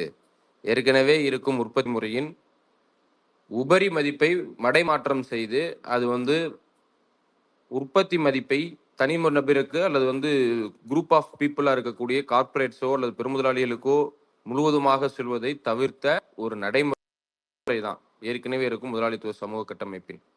ஸோ சோசியலிசமும் ஒரு நியூ மோட் ஆஃப் ப்ரொடக்ஷன்ஸ் கிடையாது. அதனால இதெல்லாம் வந்து பேசிக்கான விஷயம் தோழர், அவ்வளவுதான். எனக்கு தெரிஞ்சு சம்சீர் இவங்க பேசிட்டு இருக்குது இந்தியால ஒரு 400-500 வருஷத்துக்கு முன்னாடி எப்படி இருந்துச்சுன்னு. அப்ப காம்பரடார் இருந்தாங்கல்ல. இல்ல அது 400-500 வருஷத்துக்கு முன்னாடி அப்ப இருந்தது. அது இப்ப பேசி என்ன பண்ண போறோம்? இப்ப அது எனக்கு கொஸ்டின் என்னன்னா இந்தியாவில ஏன் முதலாளித்துவ புரட்சி வரலன்ற கொஸ்டின். அதுக்கு என்ன இந்தியா மட்டும் கிடையாது. அப்பார்ட் ஃப்ரம் யூரோப்புக்கு பிறகு குடியேற்ற யூரோப், அமெரிக்கா, இது ரெண்டுக்கும் பிறகு உலகில் எங்கேயும் முதலாளித்துவம் வளர்ச்சி பெறவில்லை. அது குளோபலைசேஷனுக்கு பிறகுதான் அது வந்து இன்டர்நேஷனல் ஃபினான்ஸ் கேபிட்டல் இந்த மாதிரியான விஷயங்கள்லாம் டெவலப் ஆகிற அந்த ப்ரீ கண்டிஷன்ஸ்ல எமர்ஜ் ஆன விஷயங்கள் தான். அதுதான் சைனாவினுடைய கேபிட்டலிசத்தினுடைய வரலாறும். அதான் நீங்க வந்து இப்போ வேகபாண்டு சொன்ன மாதிரி உற்பத்தி கருவிகளை நம்மளே வளர்த்தெடுக்கலாம். எஸ், முடியும். அதோட ட்ரையல் தான் வந்து சோவியத்தில் நடந்தது. அது கடைசியில் முதலாளிகள்கிட்டே போய் முடிஞ்சிருச்சு. அது சோவியத் வீழ்ச்சிக்கு பிறகு அது எல்லாமே அந்த மின்சார் ப்ரொடக்ஷன்ஸ் எல்லாம் மீண்டும் அந்த சோவியத்தின் முதலாளிகள்கிட்டே போச்சு. பட் பிரச்சனை என்னன்னா, நீங்க நம்ம எதிர்பார்க்குறோம்ல capitalist revolution method of capitalism, அதாவது கடந்த காலத்துல யூரோப்லேயோ அல்லது கடந்த காலத்துல பிரெஞ்சுலேயோ பிரிட்டன்லேயோ ஏற்பட்டதை போலவே உலகத்தில் அதற்கு பிறகெல்லாம் ஏற்படாது. அது வராதுன்னு தெரியும். வராததுக்கு காரணம் என்னன்னு டிஸ்கஸ் பண்றோம். வராததுக்கு காரணம் தான் காலனைசேஷன். அவ்வளவுதான். வராததுக்கு காரணம் காலனைசேஷன். இங்க இருக்கக்கூடிய லோக்கல் முதலாளிகள் வந்துட்டு அவங்களோட உற்பத்தியை பெருக்கிறதுக்கோ ப்ரொடக்ஷனை பெருக்கிறதுக்கோ பெருசா ஆதாரம் காட்டல. அவங்க கிட்ட அந்த அளவுக்கான இன்வெஸ்ட்மெண்ட் இல்லை. இவங்க காம்பரடார்ஸா இருந்தாங்க, ஏஜென்ட்டுகளா இருந்தாங்க. நாலேஜும் அப்படின்றது புரிதல். நாலேஜும் இல்லைங்க. அவ்வளவுதான். நான் ஒரே செகண்ட் பேசட்டுமா? ஆகாஷ் இது நான் சொல்றது சம்சீர் ஒரு 400-500 வருஷத்துக்கு முன்னாடி உள்ள கதை. இப்ப நான் சொல்ற மாதிரி நீ சொல்ற மாதிரி நான் அக்செப்ட் பண்ணிக்கிறதும் என்னன்னா, இன்னைக்கு வேர்ல்டு வந்துட்டு இண்டிவிஜுவலா ஒரு கேபிட்டல்னு சொல்ல முடியாது. இது வந்து ஒரு குளோபலைஸ்டு கேபிட்டல் எக்கானமி தான். இதுல இந்தியன் கேபிட்டல் தனித்தனி கேபிட்டல்லாம் கிடையாது. ஒரு சிங்கிள் கேபிட்டலிஸ்ட் எக்கானமி. நான் ஒன்னே சொல்லிக்கிறேன் ஆகாஷ், ப்ளீஸ். லைக் ஒரு 30 செகண்ட்ஸ் தான், ஓகேவா? Okay. So first of all எது மோனோலாக்? 1 நிமிஷம் மேலே பேசின மோனோலாகா, 2 நிமிஷம் மேலே பேசின மோனோலாகா, இல்லை இங்க எல்லாருக்கும் புரியுதா ஃபினான்ஸ் கேபிட்டல்னா என்ன? ஏங்க டாபிக் பேசுங்க இஸ்க்ரா. மோனோலாகா இல்லையான்றது ஒரு கேள்வியா இல்லை கேட்குறேன். உங்களுக்கு பர்சனல் ப்ராப்ளம் இருந்தா வேற எங்கேயா போய் க்ளோஸ் ரூம்ல போட்டுக்கோங்க. ஐயா மோனோலாக்னா என்னன்னாங்க ஐயா? நான் பேசி கரெக்டா இல்ல தோழர், முடிச்சிடுறேன் ஒரே ஃபர்ஸ்ட். நிமிஷம் நானே சொல்லிடுறேன். நான் பேசி கரெக்டா இல்ல முடிச்சிடுறேன், நீங்க பேச விடுங்க ஃபர்ஸ்ட். கரெக்டா பேச விடுங்க. கரெக்டா நான் வந்து பேச விடுங்கன்றேன். நான் ஃபர்ஸ்ட் 10:45க்கு நான் இந்த பேசதானே நீங்க ரிப்ளை கொடுக்க முடியும். தோழர் ஒரே பேசாம நிமிஷம் ரிப்ளை கொடுக்க. நான் என்ன 10:45க்கு சொல்ல வந்தேனே யாருக்குமே புரியல. இல்ல அதுக்குள்ளே தோழர் மோனோலாக்னு தோழர் என் கேட்டீங்கல்ல வாய்ப்பை நான் தோழர், நானே இஸ்கராக்கு தான் சொல்லிடுறேன். கொடுத்தேன். மோனோலாக் நாகாஸ் கொஞ்சம் ஒரு நிமிஷம் அமைதியா இருங்க. ஆகாஷ். 10:45க்கு என்ன முரளி பேச சொன்னாரு. அதுக்கு முன்னாடி ஆதன் வந்து பேசிக்கிறேன்னாரு, சரின்னு பேசினாரு. நான் போயிட்டு நீங்க வந்து நான் எனக்கு பேசி முடிச்சிடுறேன், நீங்க இந்த ரிப்போர்ட் எல்லாம் கொடுங்க. நான் போயிட்டு வந்து நான் 11 மணிக்கு தான் பேசினேன். அதனால இப்ப 1/4 மணி நேரம் ஏங்க பேசினதை மோனோலாக்னு தான் சொல்ல முடியும் தோழர், ஓகே இருங்க. எந்த டிக்ஷனரியில ஃபர்ஸ்ட் பார்த்தாலும். ஆஃப் ஆல் நான் பேசி முடிச்சிடுறேன். ஃபர்ஸ்ட் எது இல்ல மோனோலாக்? இஸ்க்ரா, நீங்க டைட்டில் பேசுங்க இஸ்க்ரா. ஏங்க நான் தனிநபர் பேசி வார்த்தைக்குள்ள போவாதீங்க. ஹோஸ்ட் நீங்க கோவஸ் எல்லாம் பர்சனல் பண்ணீங்க. அட்டாக் நான் ஒரு பண்ணாதீங்க. ஒரு தடவை தான் பேசிட்டு போயிடுறேன். நான் கீழே இருக்கேன். Okay fine. கேக்குதா? கேக்குது ஓகே. இஸ்கரா தோழர் பேசுங்க ஸோ பேசுங்க. எது மோனோலாக் அப்படின்றது எனக்கு கொஞ்சம் கன்ஃபியூஷனாக இருக்கு. லைக் மோனோலாக் லைக் ஷார்ட்டாக பேசினாலும் பேங்க் கேபிட்டல், ஃபினான்ஸ் கேபிட்டல்லாம் இங்கே இருக்கிற எல்லாருக்கும் புரியுமா அவ்வளோ ஈஸியாக? ஃபினான்ஸ் கேபிட்டல்லாம் என்னன்னு வந்து யாராவது சொல்லுங்க, எனக்கு தெரியல. அவ்வளோ ஈஸியாலாம் சொல்ல முடியுமா ஃபினான்ஸ் கேபிட்டல்னா என்னன்ட்டு? எப்படி அது பேங்க் கேபிட்டல் இல்லை யூஷுவல் இந்த கேபிட்டல் சொல்கிறத விட கலக்கும் அப்படின்னு ஒன்று. ரெண்டாவது, ஹிஸ்டாரிக்கலாக இருக்கிற விஷயத்தை எப்படி வளர்ந்த வந்த விஷயத்தை பேசக்கூடாது அப்படின்னா, அப்போ ஹிஸ்டாரிக்கல் மெட்டீரியலிசம் எதுக்கு? எப்படி வந்து சமூகம் இந்த ஸ்டேஜுக்கு வந்தது அப்படிங்கிற கான்செப்ட் உள்ள தானே வந்து ஹிஸ்டாரிக்கல் மெட்டீரியல்ஸ்னு ஒரு டூலை இங்கே கொடுத்துட்டு போனார் மார்க்ஸ். அப்போ நீங்கள் ஹிஸ்டாரிக்கலாக பேச வேணாம், இப்போ எப்படி இருக்குன்னு மட்டும் பேசுங்கன்னா, இப்போ எப்படி இருக்குன்னு பேசுறது பிரச்சனை கிடையாது. பட் ஹிஸ்டாரிக்கலாக பேசும்போது அதை பேச வேணாம்னு கேன்சல் பண்ணுறது வந்து எப்படி வேலிடாக இருக்கும் எனக்கு புரியல. அதை வந்து ரெலவெண்ட்டாக இப்போ கொண்டு வாங்க அப்படின்னு சொல்றதுல பாயிண்ட் இல்லை. பட் ஆனால் இது வந்து இப்போ ஒரு கேபிட்டலிஸ்டிக் சிஸ்டம்னா அந்த சிஸ்டம் எப்படி இவால்வ் ஆயிருக்குன்றதை நீங்கள் எப்படி இக்னோர் பண்ண முடியும் உங்களோட இதில் உங்களோட எக்ஸ்பிளனேஷன்ஸில்? எனக்கு அது புரியவே இல்லை. எப்படி வந்து இதெல்லாம் பேசாதீங்க, தரகு எல்லாம் பேசாதீங்கன்னா அது அப்படி தானே இருந்திருக்கு. அது எப்படி வந்து அண்டர்லைங்காக கேபிட்டலோட ஒர்க்கிங் இருக்கு. நான் வந்து அகைன் இது வந்து எனக்கு மற்றவங்களுக்கு புரியுமா தெரியல. கேபிட்டலோட ஒர்க்கிங் எப்படி இருக்குங்க, ஓகேங்களா? அண்டர்லைங்காக கேபிட்டல் தாஸ் கேபிட்டலோட எசன்ஸை எடுத்துட்டு இங்கே சிஸ்டம்ஸ் எப்படி மாறிட்டு இருக்கு சமூகத்தில் அப்படிங்கிறத சொல்லாமல் வெறும் வந்து இப்போ மட்டும் பேசினா எப்படி வந்து பிரச்சனையோட கோர் அப்படிங்க முடியும்? அது வந்து ஹிஸ்டாரிக்கல் மெட்டீரியல்ஸ்க்கே அகேன்ஸ்ட் இல்லையா? அதான் எனக்கு வந்து ரொம்ப ஹிஸ்டாரிக்கல் கான்ஃபியூஷனாக மெட்டீரியலிசம் இருக்கு. அப்படிங்கிறது it's a tool of understanding the society. அதனால தான் நான் ரொம்ப தெளிவா சொன்னேன், காங்கிரீட் அனாலிசிஸ் இந்த காங்கிரீட் கண்டிஷன். அது வந்து மனப்பாடம் கிடையாது, வாய்ப்பாடு கிடையாது. 2 2 4 4 8 8 8 16ங்கிறதுக்கு அப்பெல்லாம் யாரும் சொல்லலையேங்க. எதை நீங்க வாய்ப்பாடுன்னு இல்ல, சொல்றீங்க? நீங்க தான் இப்ப சொன்னீங்க ஹிஸ்டாரிக்கல் மெட்டீரியலிஸ்டிக்கே தப்பா இருக்குன்னு. அதுக்கு சொன்னேன் நானு. இல்ல ஹிஸ்டாரிக்கல் இல்ல மெட்டீரியலிசம்ங்கிறது ஒரு நீங்க வந்து அது ரிட்டன் அதெல்லாம் ஏன் டாக்குமெண்ட் பேசுறீங்கன்னு கிடையாது. கேட்டீங்க. அதெல்லாம் ஏன் பேசுறீங்கன்னு கேட்டீங்களா? எனக்கு அது புரியல. ஏன் அதுதான் ஹிஸ்டாரிக்கல் தோழர் நான் திரும்பவும் சொல்றேன், historical materialism is not a document to who said memorize. it's a சரி document? தோழர், I அவர் didn't say அப்படி it's a tool. சொல்லல. அவர் I didn't என்ன use any word. சொல்றாருன்னா, வரலாற்று இருங்க, மார்க்ஸ் வந்து வரலாற்றை அதாவது வரலாற்றை ஆய்வு பண்ணி அது அது இப்ப நம்ம எங்க நான் வந்து இருக்கிறோம். ஆதன் பேசினாலே மோனோலாக்னு சொல்றேன். நீ எல்லாம் அதுக்கு மேல பேசுடா. கொஞ்ச நேரம் சரிடா, எனக்கு விளக்கம் அமைதியா கொடுக்காம இருடா நீ இங்க கொஞ்சம். இருக்கவங்களுக்கு சரி பேசுற. விடுங்க ஐயா, விடுங்க நீ ஐயா ஐயா ஒரு அதை ஒரு பாருங்க ஒரு விடுங்க. வாயை இந்த மூடிட்டு பினான்ஸ் சும்மா 10 கேபிட்டல்லாம் மணிக்கு எழுந்து வந்துட்டு ராத்திரி ஃபுல்லா தூங்காம பேசி ஐயா ஐயா ஒரு சின்ன வேண்டுகோள், நான் கொஞ்சம் வெளியே போக வேண்டிய வேலை இருக்கு. முரளி ப்ரோ நீங்க போட்டுக்கிறீங்களா? சரி ஓகே படி போட்டுக்க. ஆகாஷ் நாகரிகமா பை பை பேசுங்க பை. ஆகாஷ். தூங்கடா சாரி டேய், கைஸ், என்ன காலையில நாகரிகம் வந்து முக்கியம் ஆகாஷ். அதான் நாகரிகம்.